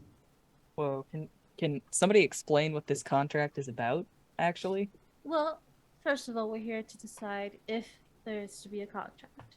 We're not going to decide that there is a contract without the explicit confirmation of each member of the group. I have brought up the idea that I would love to take over temporary ownership of this place should Barlova no longer be a thing. Do you have anything that could maybe trap her? Trapping her is harder. Are you talking about temporary ownership until the previous monarch is reinstated, or do you want actually a permanent stake in this territory? Oh, it would be like what I wrote for Will. So temporary then? Mhm. Okay. If I the already have it half possibility of permanent ownership is a thing, then we can talk that over. But temporary protection of this place is in my interest as well. I do not want to mess with the previous owner. But so you would you are aware that if we are to put you in the throne of one of the previous owners, you would definitely be involved then, right? Being involved and being in the way are two different things. I assume the lady here wishes to hold down the fort until Lady Zabilna is reinstated. Of sorts. I don't know if we can use assumptions if we're talking contracts though, right? I don't want to get in the way of my mother coven. Oh. You're what now? Mother Great. coven? Great grandma's great. How many greats? I get confused. Just one. Oh, you're that closely related? Okay. Great grandma's daughter. Zabilna. Or she goes by a few names. You're directly related to Zabilna. Of sorts. Do they know about you? Are you like a They do know legitimate about me. offspring? Okay. Yes. So, from what you would all be able to remember from your previous interactions with the house, Zabilna / Tasha is the adopted daughter of Baba Yaga. When referring to the mother coven, it is the chicken foot coven being Oh, Baba mother Yaga's. coven. I heard mother Yeah. cousin, and Pam was No, like, "Fucking mother what?" coven. Yes, Mother no, coven. mother That changes, coven. okay. Yeah. So with the chicken foot coven, Alessandra is implying that Baba Yaga is her mother, as Baba Yaga is the mother of most hags. However, in It's very Lowry's closely case, related. Lowry was adopted into the family. Alessandra is Lowry's mom. Tasha / Zabilna was also adopted into the family, so she's not technically a daughter of Baba Yaga, but still her adopted daughter, that kind of thing. And no one is both a mother and a cousin. No, Yeah, no no. mother cousins. Alessandra, Not in this Alessandra- Is immediate- everything up for Same Pam. person. Not in this immediate glimpse of a hag family No. tree, from what I am able to gather. No, Alessandra will explain that with the questions like Baba Yaga and Sibilna's coven, the chicken foot The chicken foot coven, yes. coven. My hag mother's from there. Sibilna or Tasha, you may know her as, was adopted by Baba Yaga into that coven, as I adopted Lowry into my coven. The book club, some people might call it. Random DM question. Yep. Did we, everybody who's not part of book clubs, get the understanding that Tasha and Zabilna are the same person? Based off of I feel like that information was made privy when you were inside of the house portion of the inn at the end of the road. I don't think Lowry explained it well. Yes. Yeah, like otherwise I would have had that in the notes because Yeah, that Right. was it was something that was explained. It might not have been explained well. However, it was like C's picture of Tasha. Clout says, "Hey, that's the lady that like done give me the tattoo." And then later people like, "You have the mark of Zabilna." Like it's one of those things where it may not have been overtly stated, but it has been implied throughout the campaign enough to the point where it would be common knowledge for your characters. Right. So sure. Alessandra did just like literally She, say however, that they are Yeah, she has Same blatantly person. now said it. okay. Mm-hmm. Wait, Right. hold on. Hmm? Tasha and Zabilna are the same person? Yeah, that's what I've been telling you. What? Since You never when? Said that. Yeah, remember there was the statue of Tasha, and then we saw great grandma's daughter in the house. No, You were there. No. Tasha is like a wizard outside No. of the funhouse. She was Right, adopted that- into no, that's a the statue. chicken foot. Well, coven. yes, obviously, a statue. Huh? She like That's not really her. she what? The statue's not really her. It's a statue of No, her. yes, that's obvious. How Well, dumb you do just think said I am? You said that candles were sharp. I need to explain it as thoroughly as possible, apparently. Then There- what? Candles are sharp, The- okay? The other day, he said that he wasn't the sharpest candle, If you referring to his I just think intelligence. that there Before wasn't a you light a point where there was a candle, it's line drawn tempered, between the okay? two. Well, if it wasn't obvious before, now you do know that Bavlorna and Tasha are in fact the same person. Yes, Tasha is a wizard who was adopted by Baba Yaga into the coven. Okay. And you are also in Baba Yaga's family. I have another question for you. Book club. Yes.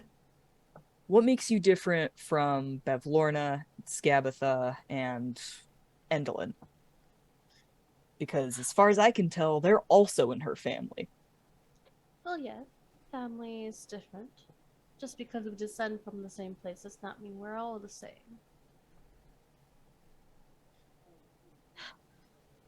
That's not what I'm saying. I don't care where you descended from. I'm just saying, if you all came from the same place, what is making you different? Who are you? What do you do? Why do you want this place? What did you do to Lowry? Also, What's I the thought deal with her freaking hat? It talks to her and says mean things, but she doesn't want you to take it away. Like, none of this makes any sense. Wait, your hat does what now? How does May I time speak work to you here? in private.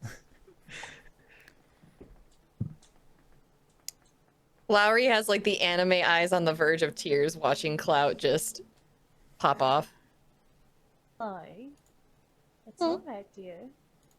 Cloud, may I speak to you in private, please? He no. just stands up silently. Pam reflexively stands up. I promise that no harm shall come to any of you in my hut. Clout, are Put on you her alright? word. Yeah, I'm fine. Clout, are you alright? Yeah, I'm fine. Okay. I can't figure out how to animate sitting back down in a chair while being in the chair. May I speak to you in private then for a moment? Yes. Follow me. And they'll walk up the stairs and into a room that. Lori, how is your old room decorated? Lowry's Lowry's room is a mishmash of colors. There is a lot of what would be considered traditional decoration for where she originally met Alessandra. I forget what style that is, so I'll let you fill that in. And there's a lot of flowers, both living and dried, and mushrooms. There are pictures on the walls, and most notably above the bed, there is a massive map of a continent. And next to it, there's a smaller one of a city. Alessandra walks in and just checks what, like, tilts one of the framed pictures that was a little tilted off centered. And as they walk in, the door closes behind them. You care a lot about Lowry, don't you?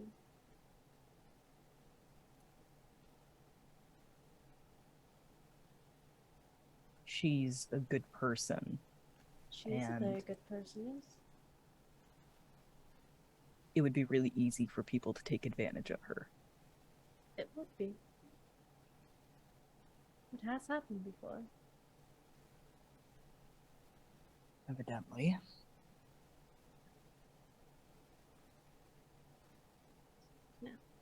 Walk me through the questions you had earlier. Calmly.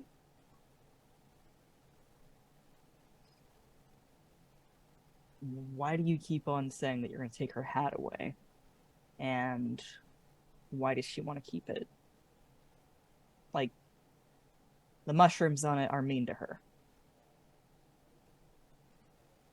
The mushrooms on her hat are just mushrooms. Well, yes, but from her perspective, her lived experience is that the mushrooms are mean. It doesn't matter whether or not the mushrooms are actually talking to her. She can hear them. Would you like to know how I met Lowry? I'm guessing it's related. It is. When I met her, she was dying.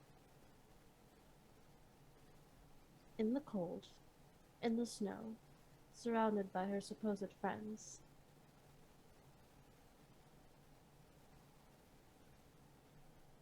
Friends that she now talks to, because she can't come to terms with the fact that she is the one that killed them. Because she doesn't remember. So for all intents and purposes, those mushrooms are alive and are her friends. And we do not say otherwise.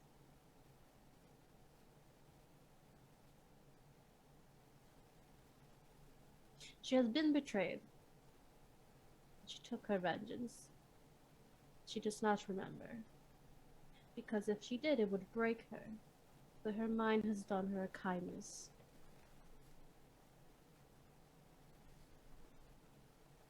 Alright. So if this helps her cope, why do you take it away from her? I've never taken her heart away. It's an empty threat.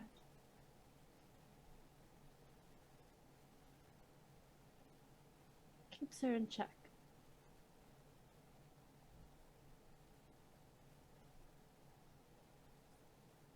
Because in the end, whatever the circumstances, she made a deal with me.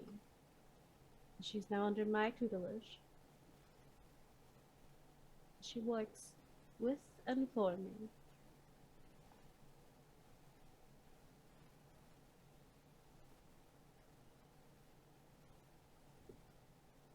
No relationship is perfect.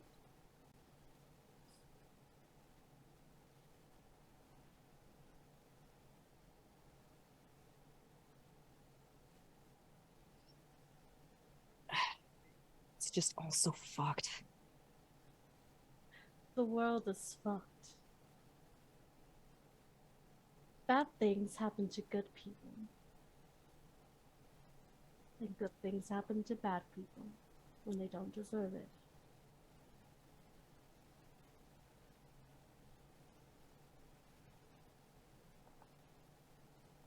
But with people like Lowry in the world, we can bring a bit more balance.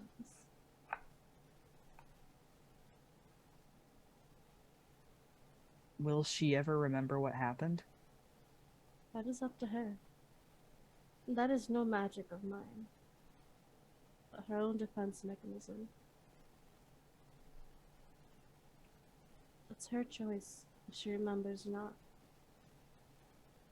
I will not push her.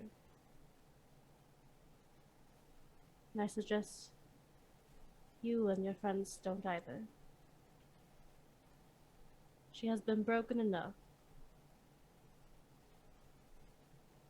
And the cracks that have been put back together are fragile. And if she breaks again, we don't know if she'll be able to be put back together again. So if you care for her, in any way, shape, or form, we will not push her.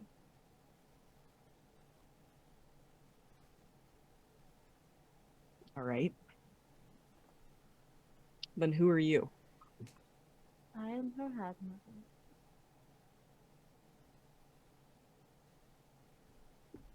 Do you define yourself by relationships? Is that the only thing? What do you want? I believe that's something best discussed with the group.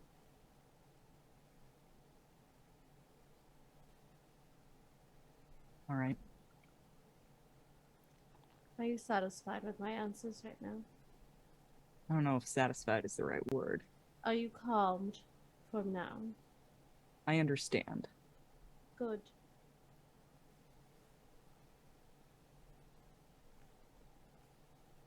After you then. And the door to the room will open. Okay, and while that tense situation is happening, the other three that are, hanging out in the main room, Vice, Pamferdam, and Lowry, Clout has just gotten very abrupt and curt with Alessandra. Alessandra said, I would like to speak with you in private, oh so briefly, and the two of them left. What are the three of you doing, sitting in this hag's hut, amongst yourselves, having just received this information from Alessandra that Tasha and Zybilna are kind of the same people? Lowry, Lowry, can you walk me through the contract you would write for Alessandra? Oh yeah, here. She'll reach into her bag and just pull out a scroll and whoop, it's in front of you. Have all these pre-written. No, they just kind of happen as I want them to. Vice begins to read through all of the clauses and stipulations. It's the same thing as what she wrote for Will. It's a temporary protection of the land contract. Alessandra would be tied and required to protect the land until Zybilna is reinstated. And that's about as far as it goes. Bunch of legal words saying that.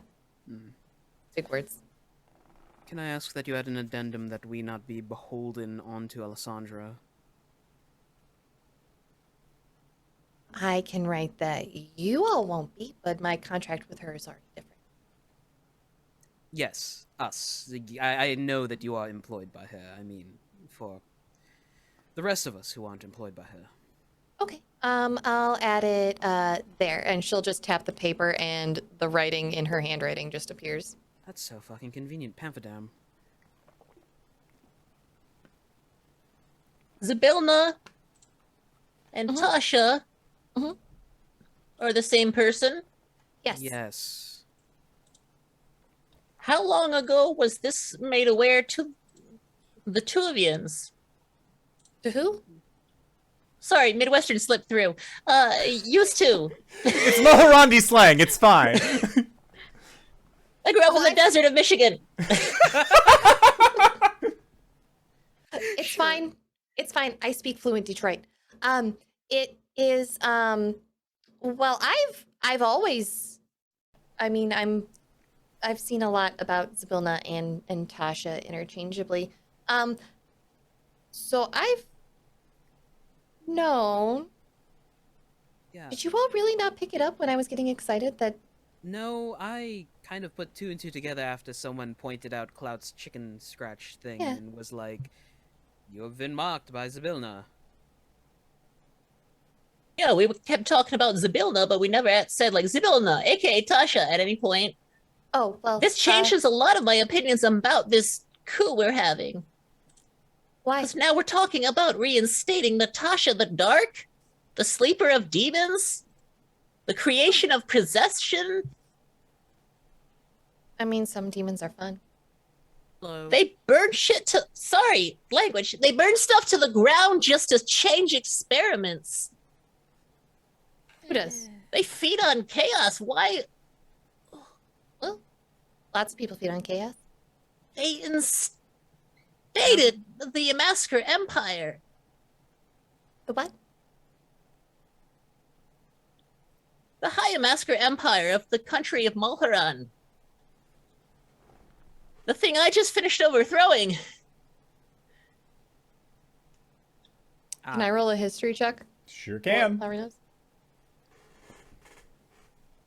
I'm just a baby hag. Beep, beep, beep. A baby. Cool. That's a perfect history roll for me. That's a 6. Yep. You roleplayed it perfectly. It's just Natasha's known for creating mind control magic and possession and tried to rule over the 9 hells at one point and promoted slavery. And now we're about to give them a kingdom back? Apparently here she is a benevolent queen. Things change. Who's saying that they're benevolent? The Amasker Empire was benevolent because of the people who wrote the history books. How That long doesn't does seem time to work matter. here? Did they have a character change in the last several hundred years worth of demon eating and... That is a question for Prismerian historians, Pamferdam. I don't have all of the answers. I can't reinstate a warlord into power.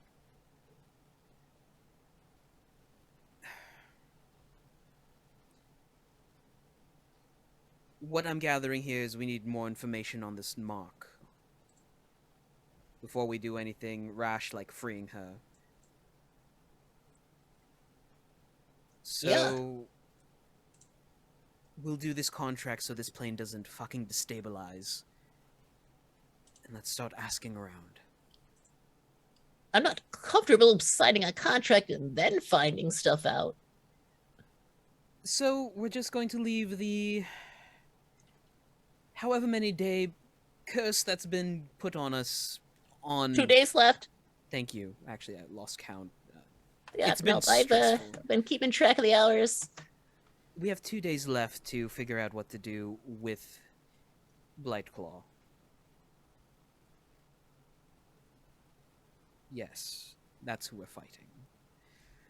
Afterwards, capture, kill, contain, whatever we do, this place will not have an anchor.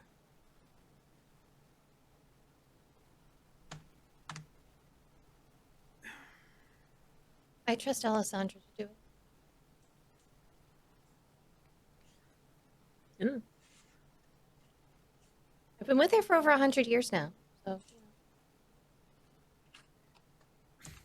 And apparently, relations don't... What's the word? Relations don't mean intent. Huh? I don't understand that one. Just because Alessandra is related to Tasha and Baba Yaga doesn't mean that she isn't initially bad. Oh yeah, no, I don't draw blood to that. You know, the sins of the father is a very wasteful concept, but it's Tasha that I'm concerned with. I trust that Lowry signed a deal with this Alessandra, and that I'll trust that Alessandra is all right. History tells me that I am about to make a bad move. And rewind my life's worth of work. Oh boy. Yeah, that's the rub, isn't it?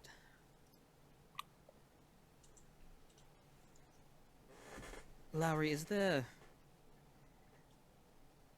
how do hags keep histories? Is it like an oral tradition? Do you have something written somewhere where we can read up on what we're about to do?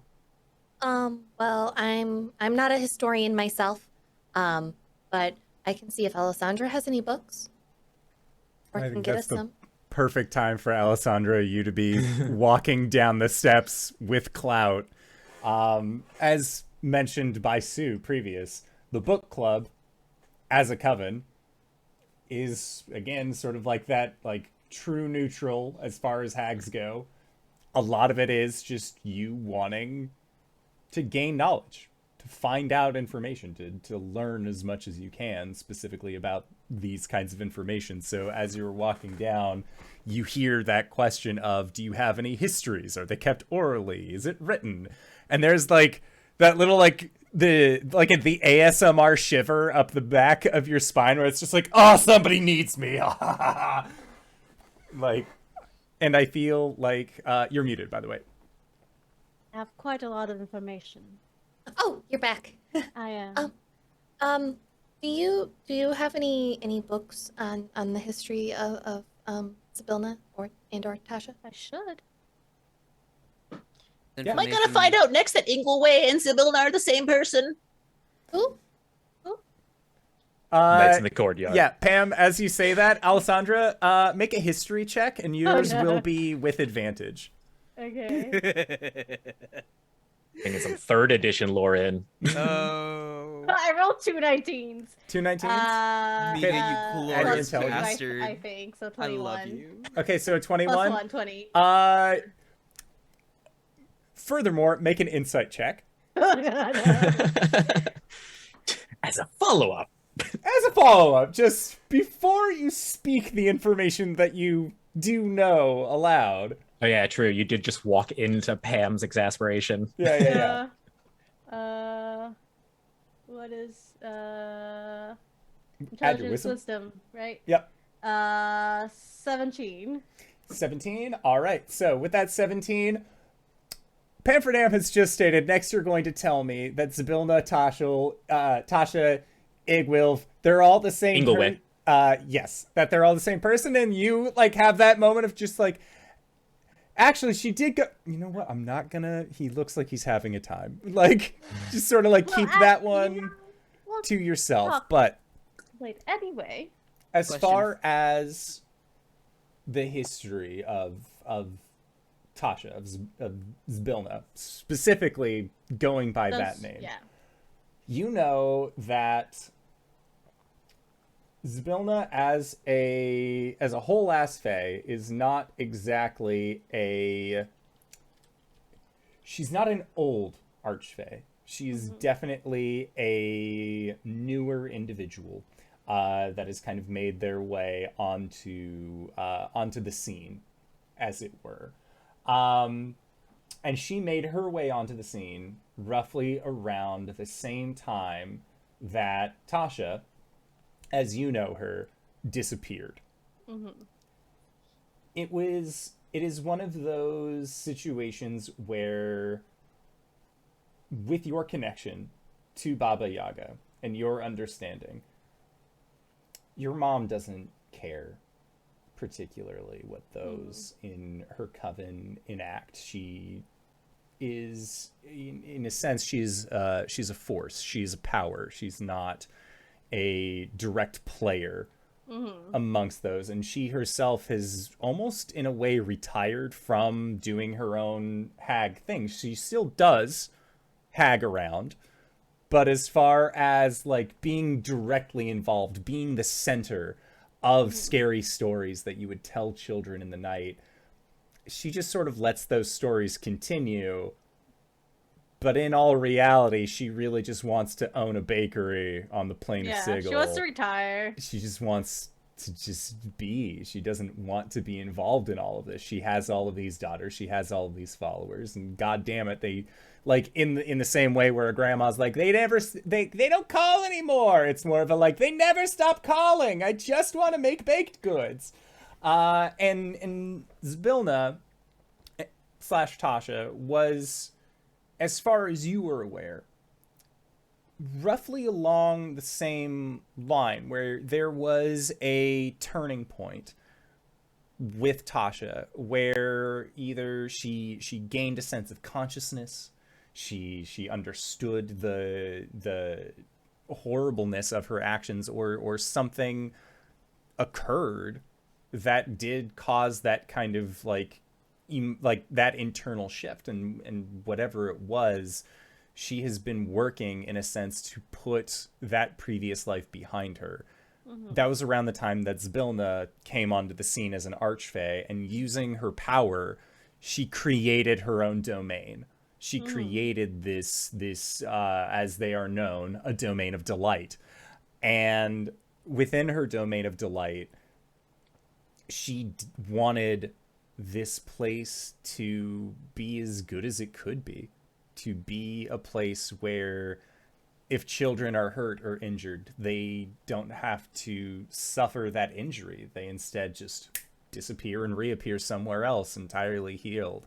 That the land itself is capable of growing fantastic trees and smiling flowers and singing mushrooms and all of that. She wanted to have this place basically be her own miniature plane of retirement. That she doesn't want all of the baggage that came with her while she was Tasha. She wants to embrace her life as Zybilna. And that is one thing that your sisters, the Hourglass Coven, despise the most about her. Is that they see her as this penultimate being, this borderline deity of power who is willing to just throw it all away in their eyes to create something that she could just try and be forgotten with. Alessandra will explain all that, and she's not reading off a book or finding notes anywhere. This is all an oral story that she just remembers, and she is telling you as a proper historian of wood. And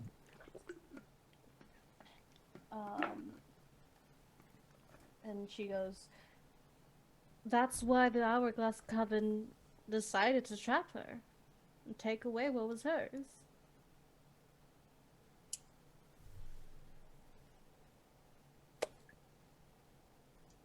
Can I insight to see if Pam believes anything Alessandra is saying? Yeah, 110. All right. Roll for emotion check. I don't think we've rolled that high, Simon. Well, you're right. This isn't Pathfinder, but Nat 1 did, so... no. Nat 1. Pam, if you'd like, I would say that you would be able to roll with advantage because Clout has been in contact with this individual. Is it... I don't want to say it's somehow worse. Oh, you can look at D&D Beyond to see those double ones. Pam angry.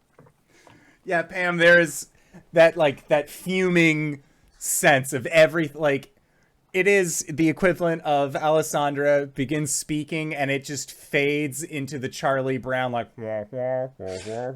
because it doesn't, what she's saying cannot penetrate that internal dialogue that you are having of conflict about the information that has been received by you.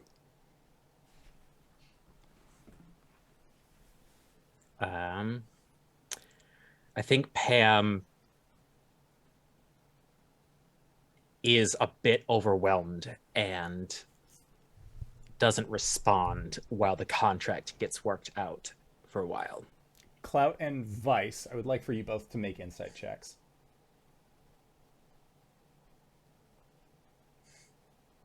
18 for Vice. 19 for Clout. Yeah. Having, again, grown up streets of Waterdeep, for Vice, Clout having worked at a carnival where you have watched younger folk and even older folk, too much sensory going on and, get that feeling of overwhelming. And Vice, again, where with your background and seeing people get overwhelmed with either, while shopping or doing whatever, you can definitely tell that Pam, in a way, has, shut down to Vice. a degree while this contract is being working on, and it seems that began as soon as Alessandra began speaking more on, in a way, Tasha's behalf. Vice is going to walk over to Pam, put a hand on Pam's shoulder. Instant tension of the muscle. Hey. Do you want to Touch step him. outside?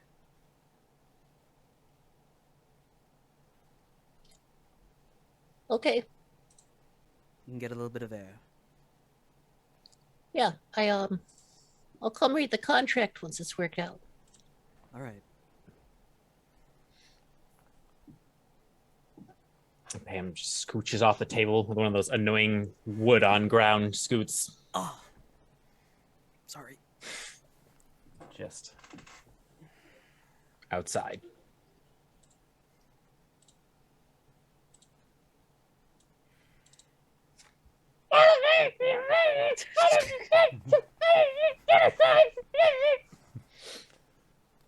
Yeah? I imagine that is a much clearer yeah than the rest of the screaming that the inside can hear. Lowry just turns to Alessandra. He's got a lot of big emotions. You're Muted. muted. That's understandable. That's what I said, sorry. So this Tasha has got a lot of baggage. I think we should refer to her as Sibyl now. She's trying to change. All right. I guess I can understand that. Now, I do understand, Clout, that you did ask why I was different. Why handing it over to me would not be just like Bavlorna or the other names that I can't remember because I'm dyslexic and there's too many vowels in there.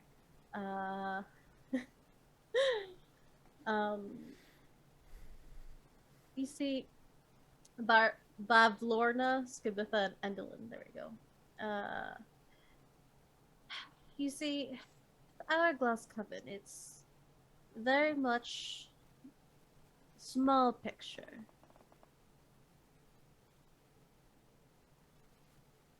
In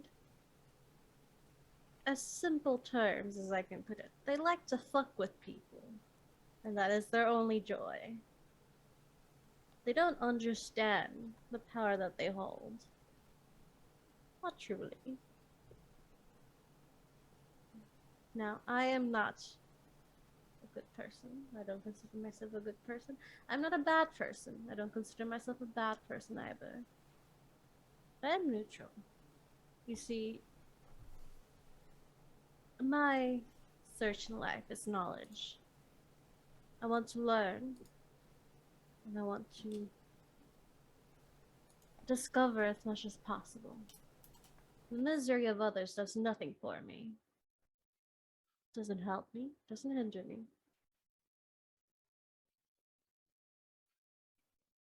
I'm not here to torture an entire demi-plane. For what would that do for me? If anything, it would cause me more problems. I'm here to keep this as a place where people can be happy. While I expand my knowledge. Can I insight that? Sure can. That's a 13. Okay. Yeah, there's no deception check that's being needed on Alessandra's part. It's just one of those things where it's like, why does everything you say sound so fucking sketchy? Oh, right, they're a hag. No, never mind. It checks. Well, It's just how I talk, dear. It is. no, I'm So- getting so- loose. Sorry. It's okay. I'm getting We're so good at it. I'm getting used to it. And he gives a sidelong glance to Vice, who is It's outside. It's a little off-putting at first, but she's always been good to me and never outright lied to me. Although one time you did let a teacup bite me. You have to learn by doing. You lied to her? No. I told her that would happen and she didn't believe me, so I just let her do it. But now we're great friends. And she holds up the the teacup with the tentacles that are wrapping up her hand.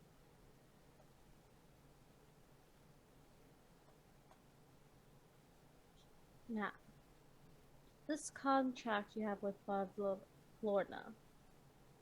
Too many consonants put together. Is there a time limit or is there a clause of what We've will got- 2 more happen? days left. Yeah. Oh dear. It was originally what, 2 weeks? 1 week? 8 days. 8 days. You see, from my perspective, the only way you'll come out of top is she's dead.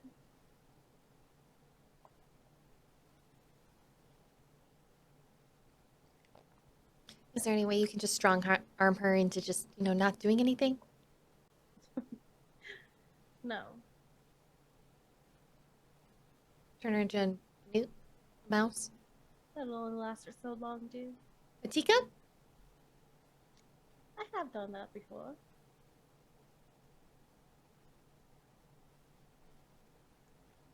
There are many ways we can solve this. Death does not have to be the final answer. But Well- the way you do resolve this does have to be in your best interest, should be permanent in a way. Well, I'm Hags not don't forget. Right. speaking for them, but Pam did advocate for trying, at least, to resolve this peacefully. Though they do understand that we should be ready for a fight if it goes wrong. They're smart. Resolving things peacefully with a hag who is very much what she is. It's not common. I've been surprised before. Yeah. You But just have to keep in mind that you're going back to Bavlorna. Your family. You could even just short call her Bav. Then you're going back to Bav with an unfulfilled contract, stolen property, and the death of her coven mate by your hands. well, to be fair, a lot of that we couldn't have been helped. Extenuating circumstances or She will not consider that. Right. Lowry's My gonna experience with her. Lowry's gonna pull Very awful person to be around. Lowry's gonna pull out the book of bad blood and thunk it on the table and open it. Maybe there's something in here that we can use? Ooh, I do like a little bit of blackmail. Oh, here are the pages that she had written on Scabatha. Oh, lovely.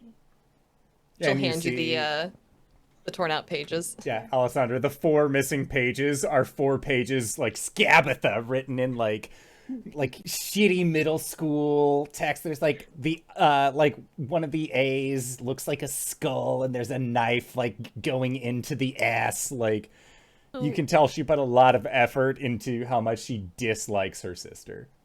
honestly, it's really impressive for me that she managed to write that many bad things about Scabatha without mentioning the child slavery. Really quick logistics thing. Can we say that Vice and Pam had walked to like the threshold, and Vice is standing like in the doorway, so he can keep an eye on Pam and also listen to the conversation? Yeah, I'd say that like if anything, you Sure, could be say near a something. window because you wanted to take Pam outside, and I feel like just being like, "You want to go outside, bud? Yeah, all right, cool. Go do your thing." Like I feel Go like run that- around. Yeah. There's just Plus, I feel like all of the yelling Pam's doing would interrupt this conversation. Yeah. just a bandaged hand on the threshold, and Vice leans in. By the way, Lowry, do you know which pages were ripped out? These ones. Huh. Okay, I thought she might have sent them somewhere. Weird. No. I picked them up. Yeah. No, all the Vice, you would have known that as well, that all the missing pages were accounted for.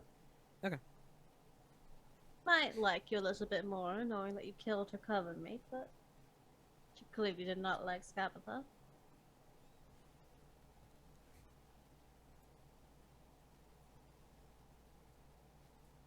So, what are we gonna do? I don't know, my little hagling. You all got yourself into this mess. I am willing to offer my help, should you need it.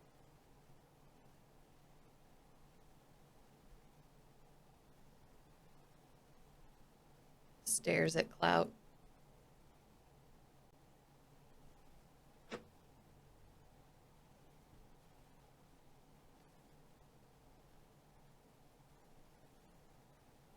Are you willing to fight a member of your own family?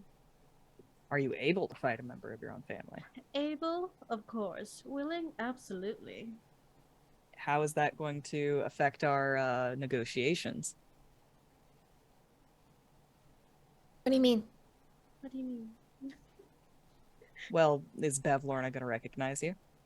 No, I'm sure. And knowing how she feels about the rest of her family, he just sort of points at the Book of Bad Blood. I'm assuming she doesn't have the best opinion of you. Oh, probably not. Wait, did she make it in the book? Did I make it in the book? You see that there is, like, flipping to where your page would be, there's just, like, a few lines, just, like, effectively, like, calls you a bag of bones, and, filthy tea drinker, and, the final part is, in quotes is the word appears, followed up by bookish. She misspelled appears. She did. Do you think you could help intimidate her into just leaving? No. Alessandra, you do also know that you have a way around the being identified as yourself. I can change how I look. You do know that, correct? Yeah, I've seen you do it before.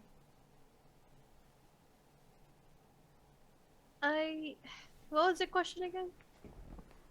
Do you think you can intimidate her into leaving if Oh, you're there probably with not. us? Oh, Well, what if I we... don't see her often. There's no family reunion, so to speak. Maybe she can't do it alone, but her backed up by the rest of us. I mean, there are 5 of us and only 1 of her. that's what I meant. And we've gotten stronger and smarter since she's last seen us. We've one of those things. I mean, some of us have. I am also a hag. That can help you. I mean, if it's a hut judging contest, Alessandra's gonna win every time. Oh, yes. I think that it would be particularly threatening for her if she knew that we already had a replacement. Threatening in a good way. Well, yeah. Listen, it doesn't...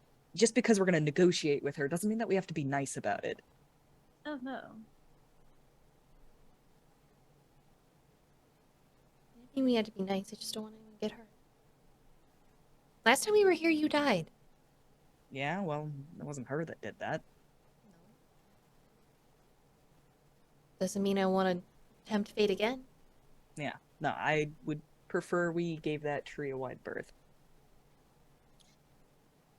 Maybe. Was it a tree that killed you? It was a tree. Yeah.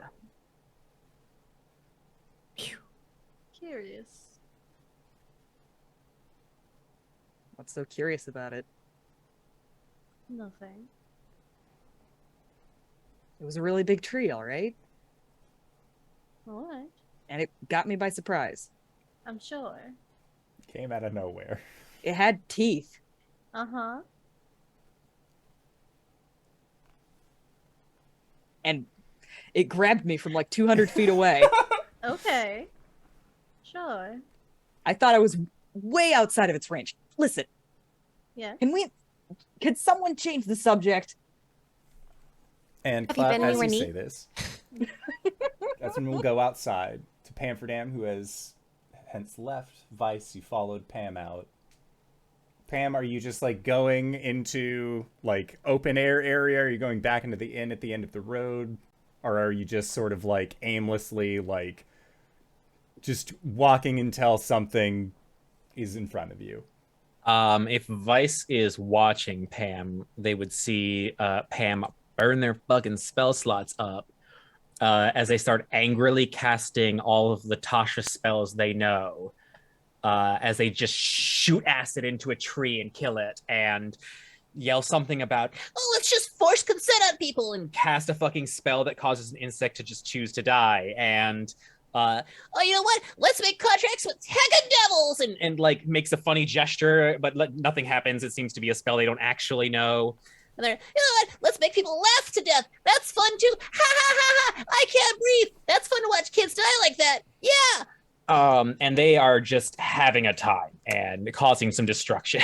You can tell that the world around Pam is like razor vine is beginning to grow. Trees are beginning to contort in this just like why like look on their faces. You just see a bird like drop from super high up, and then like it moves, but then like you look at it and it's just like covered in this oil. Like it doesn't know what's happened to it as it tries to like flap away, but it has to just hobble. Oh, cast I'm Dawn. sorry. I bet that would be hard. It'd be even worse if someone turned you into a toy for a desk ornament. Casts Minmus Containment on it, which is also a spell in Magic the Gathering now, which crystallizes it.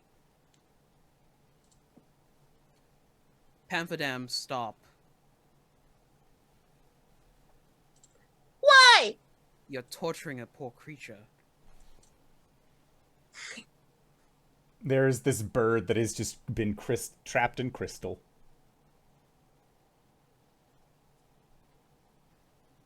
I did. Uncrystallize.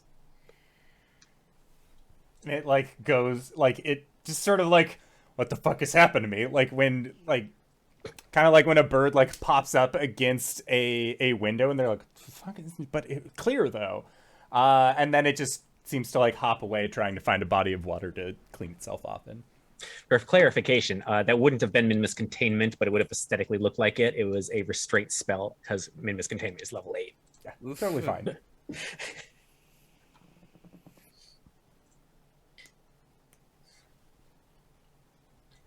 I don't want to sign the contract.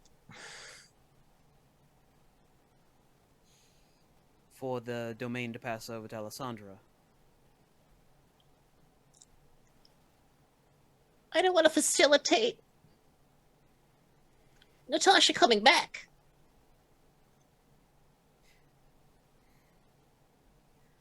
From what Alessandra was saying,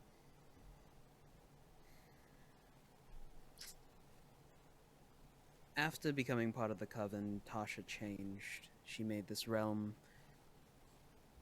to be forgotten. I know she's done some horrible things to your people. But if we want to get out of here, it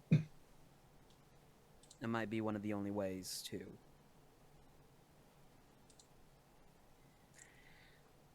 Vice. I'd rather die. She took a whole race of people from another plane of existence specifically to use as a labor resource for a powerful empire. She tried to rule over the 9 hells by doing the dirty with anybody they could, which honestly, sexual promiscuity is totally legit, but playing around in the 9 hells is not. I would rather stay like this than let her come back.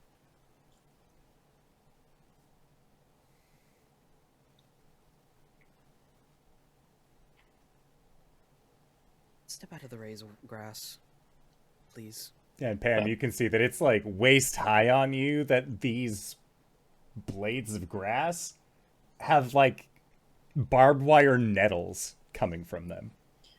I don't think I can. Oh, hold on. Vicel.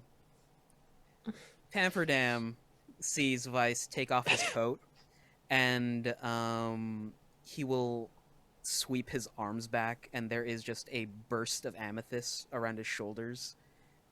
And he will essentially hover over to Pamferdam on these amethyst wings and pick him up and then float backwards.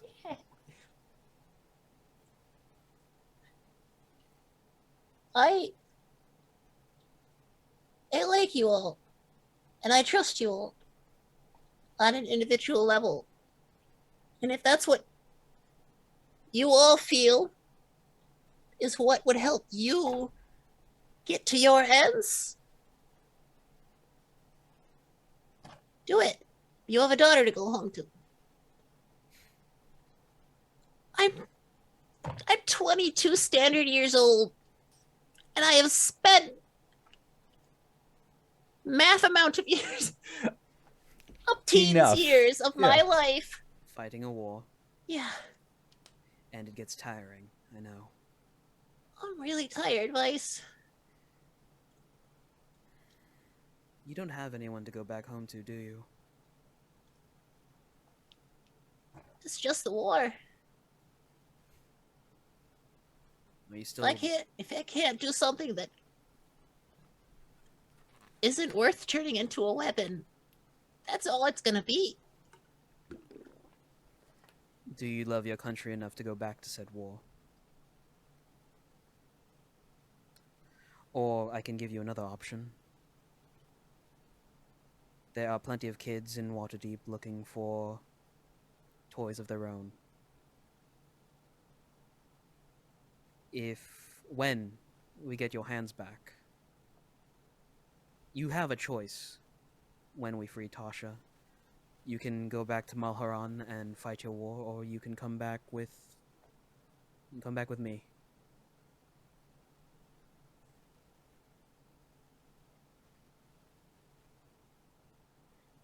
Yeah, I think you're right. I think I do have a choice when freeing Tasha. In the grand scheme of things, Pamferdam, I think at the end of it all, everyone deserves a little rest. Tasha included. If she made this plane to be forgotten, I think that's how it's gonna stay.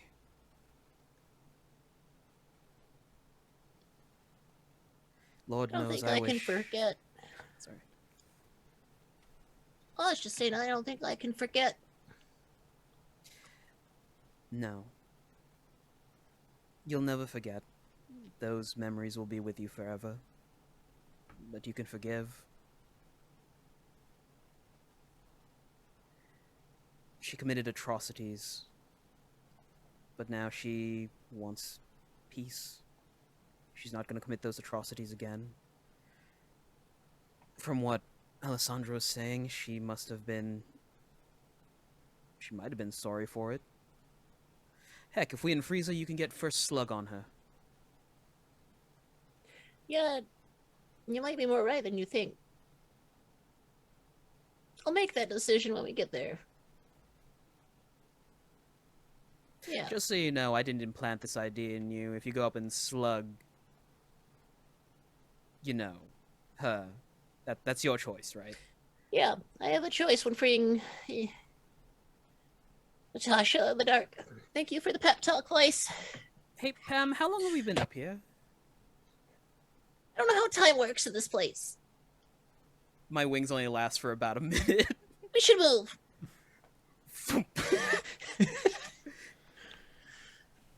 With a stone cold face that Clout or Vice did not get to see when they showed it to the children, Pam goes, Okay, let's go get a job done.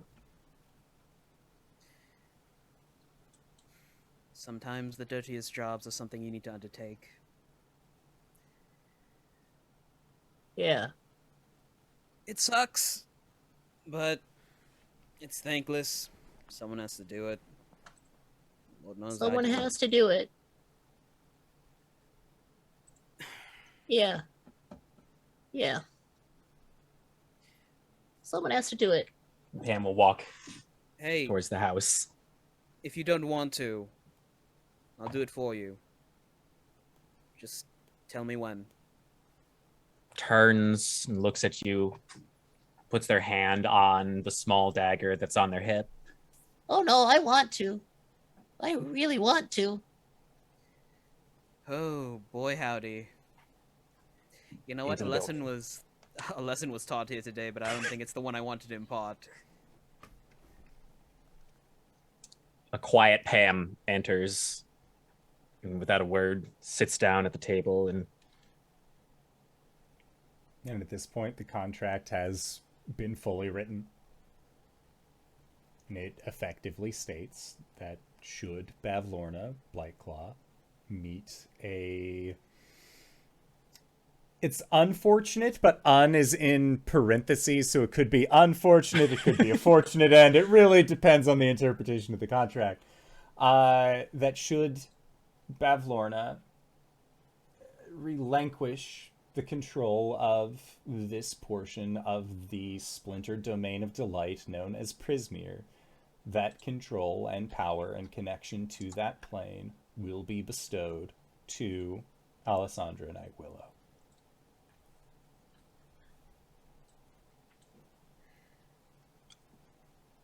You wrote this, Lowry?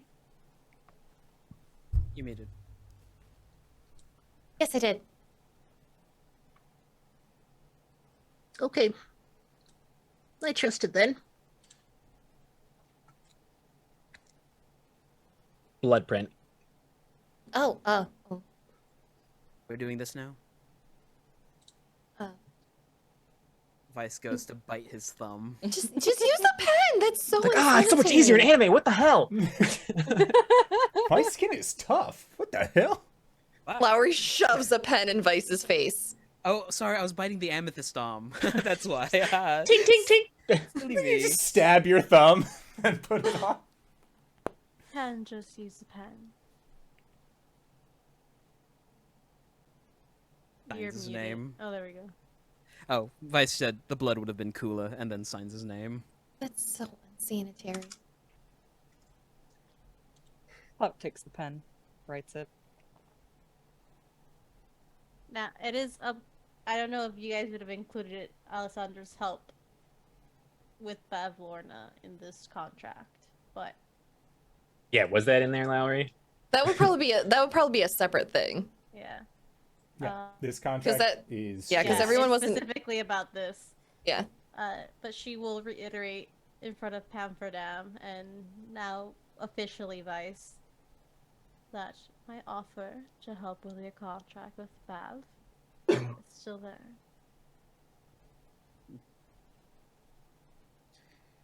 Looks over at Lowry for confirmation. He looks comfortable with this. He's nodding along.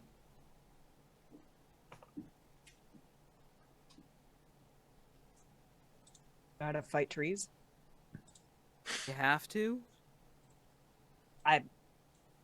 You never have to fight a tree. We can have a wide berth around that tree to get to the hut. You do know I this, don't- right? I don't think we have to deal with the tree. Although she definitely could take a tree. Then just as a precaution, we should probably take her. It'd be the first time we're going into one of these situations with more guns than the actual people we're fighting.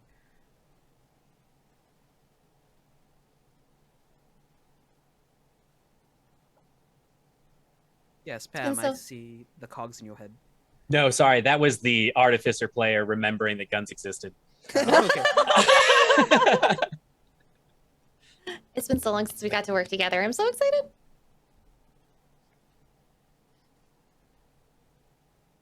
It's not You're not picking being up. picked up.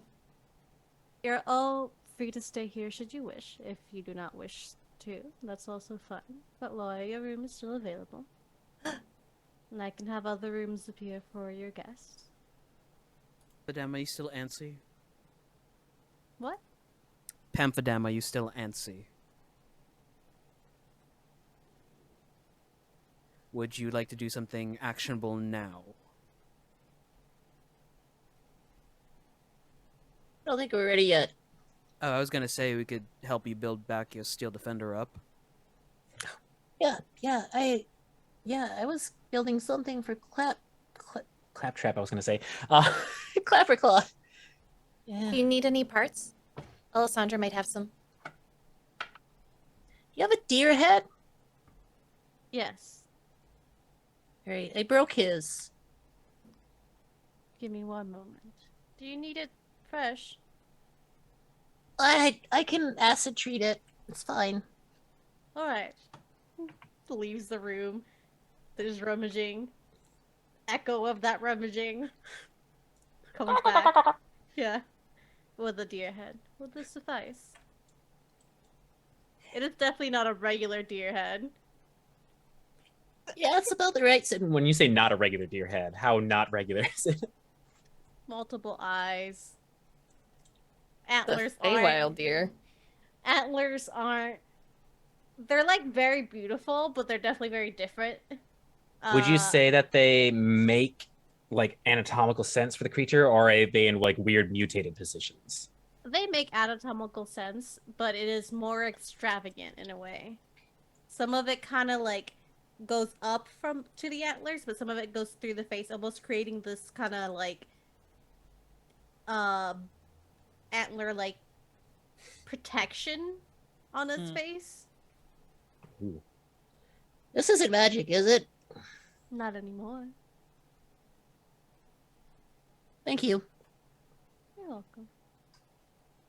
You get a head start on that. I'll come and help you, Pam. You're gonna like Clapperclaw when you get to meet them. Yeah, I picked it up. Don't know what that is.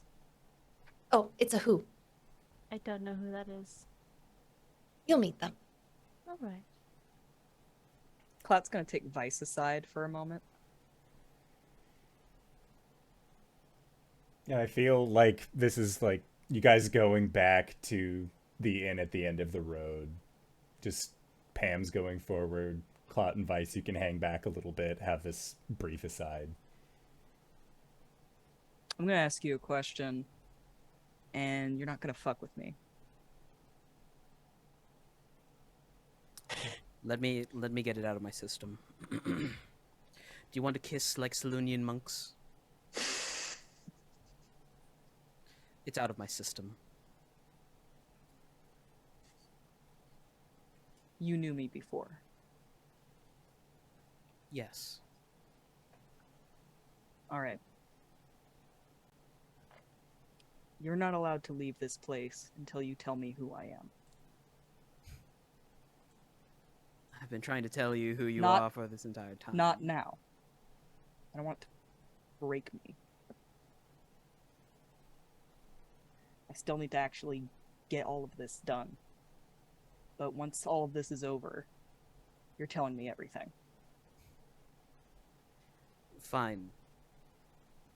But as a reminder, you are Clout Imkin, and you're a right jackass. He tries not to smile, but it creeps up on him, and he'll just punch you in the shoulder. In a friendly Ow. way, but it still hurts.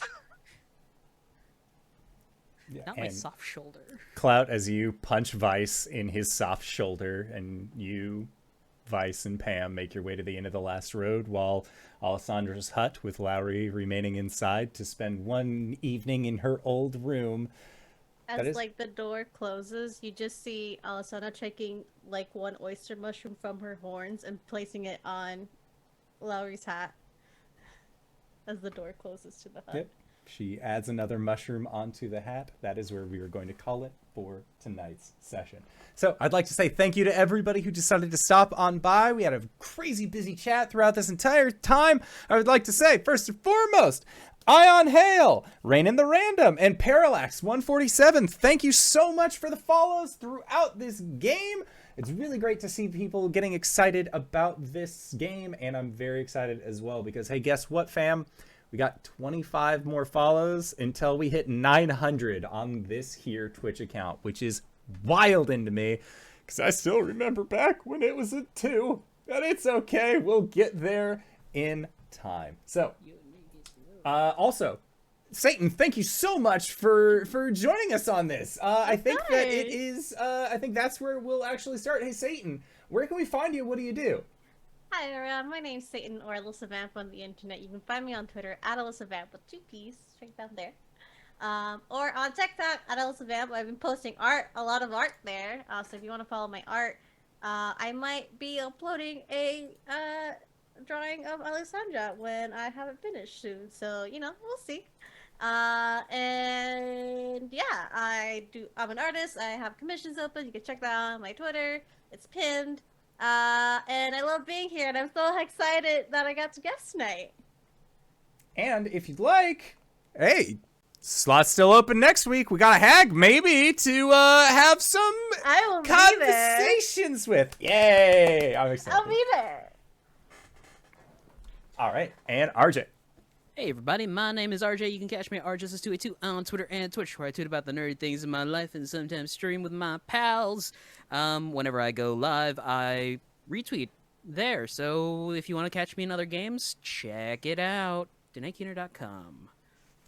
Hey everybody, I am Sarah, or the TheHypeGoblin, all over the internet. I do cosplay content of my characters on TikTok and Instagram, and I am on Twitter all the time. You can find my full pin schedule there if you want to know where I'm streaming. On my own channel, I run a Sunday morning D&D game, which is GM'd by the lovely Alyssa Vamp, who guested with us today. We'll be returning to Nexus Adventures Mushroom Madness next week with our special guest, Chris Geary. And on Saturdays now at 5:30 p.m. EST, we have a Numenera actual play. It's a 15-session miniseries with some wonderful players that is GM'd by the lovely Laughmaker D&D, a.k.a. Kosuke Sigma, a.k.a. Jen, a.k.a. an absolute menace. Other than that, you will be seeing me pop up in a few special guest appearances throughout Pride Month. Those are TBD. But the next one might have a little bit of bite to it. DanaeKeener.com. How's it going there? My name is Mediaflare. You can find me on the Twitters or the Twitch machine under the name of Mediaflare. I'm a voice actor and tabletop streamer. I do some gaming as well. And I have some openings in my schedule if you're looking to have this lovely voice added to your table. Thank you for listening. DanaeKeener.com. Oh, hey. Speaking of DanaeKeener.com, I'm Danae Keener of DanaeKeener.com. I do nerdy drawings mostly related to D&D and a lot of things on this channel. You can also find me at Danae Keener, which is my Twitter, and I've got a pinned tweet there, which has my schedule, so you can see all the things that I'm involved in. Mostly games. Basically games. It's all just games. So go and look there, see what I'm up to, who I'm playing, what I'm doing. DanaeKeener.com.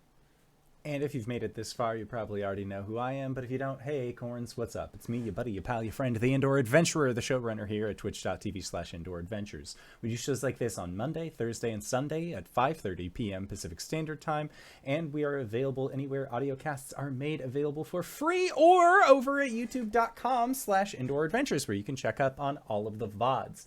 Everything that we do is currently being made available for free, including our after show, which is called Nights in the Courtyard, where we answer questions not only from each other, but also from the community. That is being made available over at Patreon, and you're probably thinking to yourself, but Patreon? You just said it was being made available for free. What the heck, Indoor? Well, guess what? It's under the public tag. It's just being hosted at Patreon. So, you know, if you want to help us, possibly keep up with the monthly recurring bill payments of things like Zoom, the Adobe products that totally work. Adobe, I'm looking at you with such a fucking sus face on that one. Or any of the other things that we like to do, like sponsoring art, that kind of things. You can again support us over at Patreon. But for now, we are going to be going over to that after show. So I'd like to say once again, thank you to everybody who decided to stop on by. Thank you to Satan for guesting, and thank you to these players for putting up with my bullshit once again this week. And we'll see all of you guys next time. All right, everybody. Bye-bye!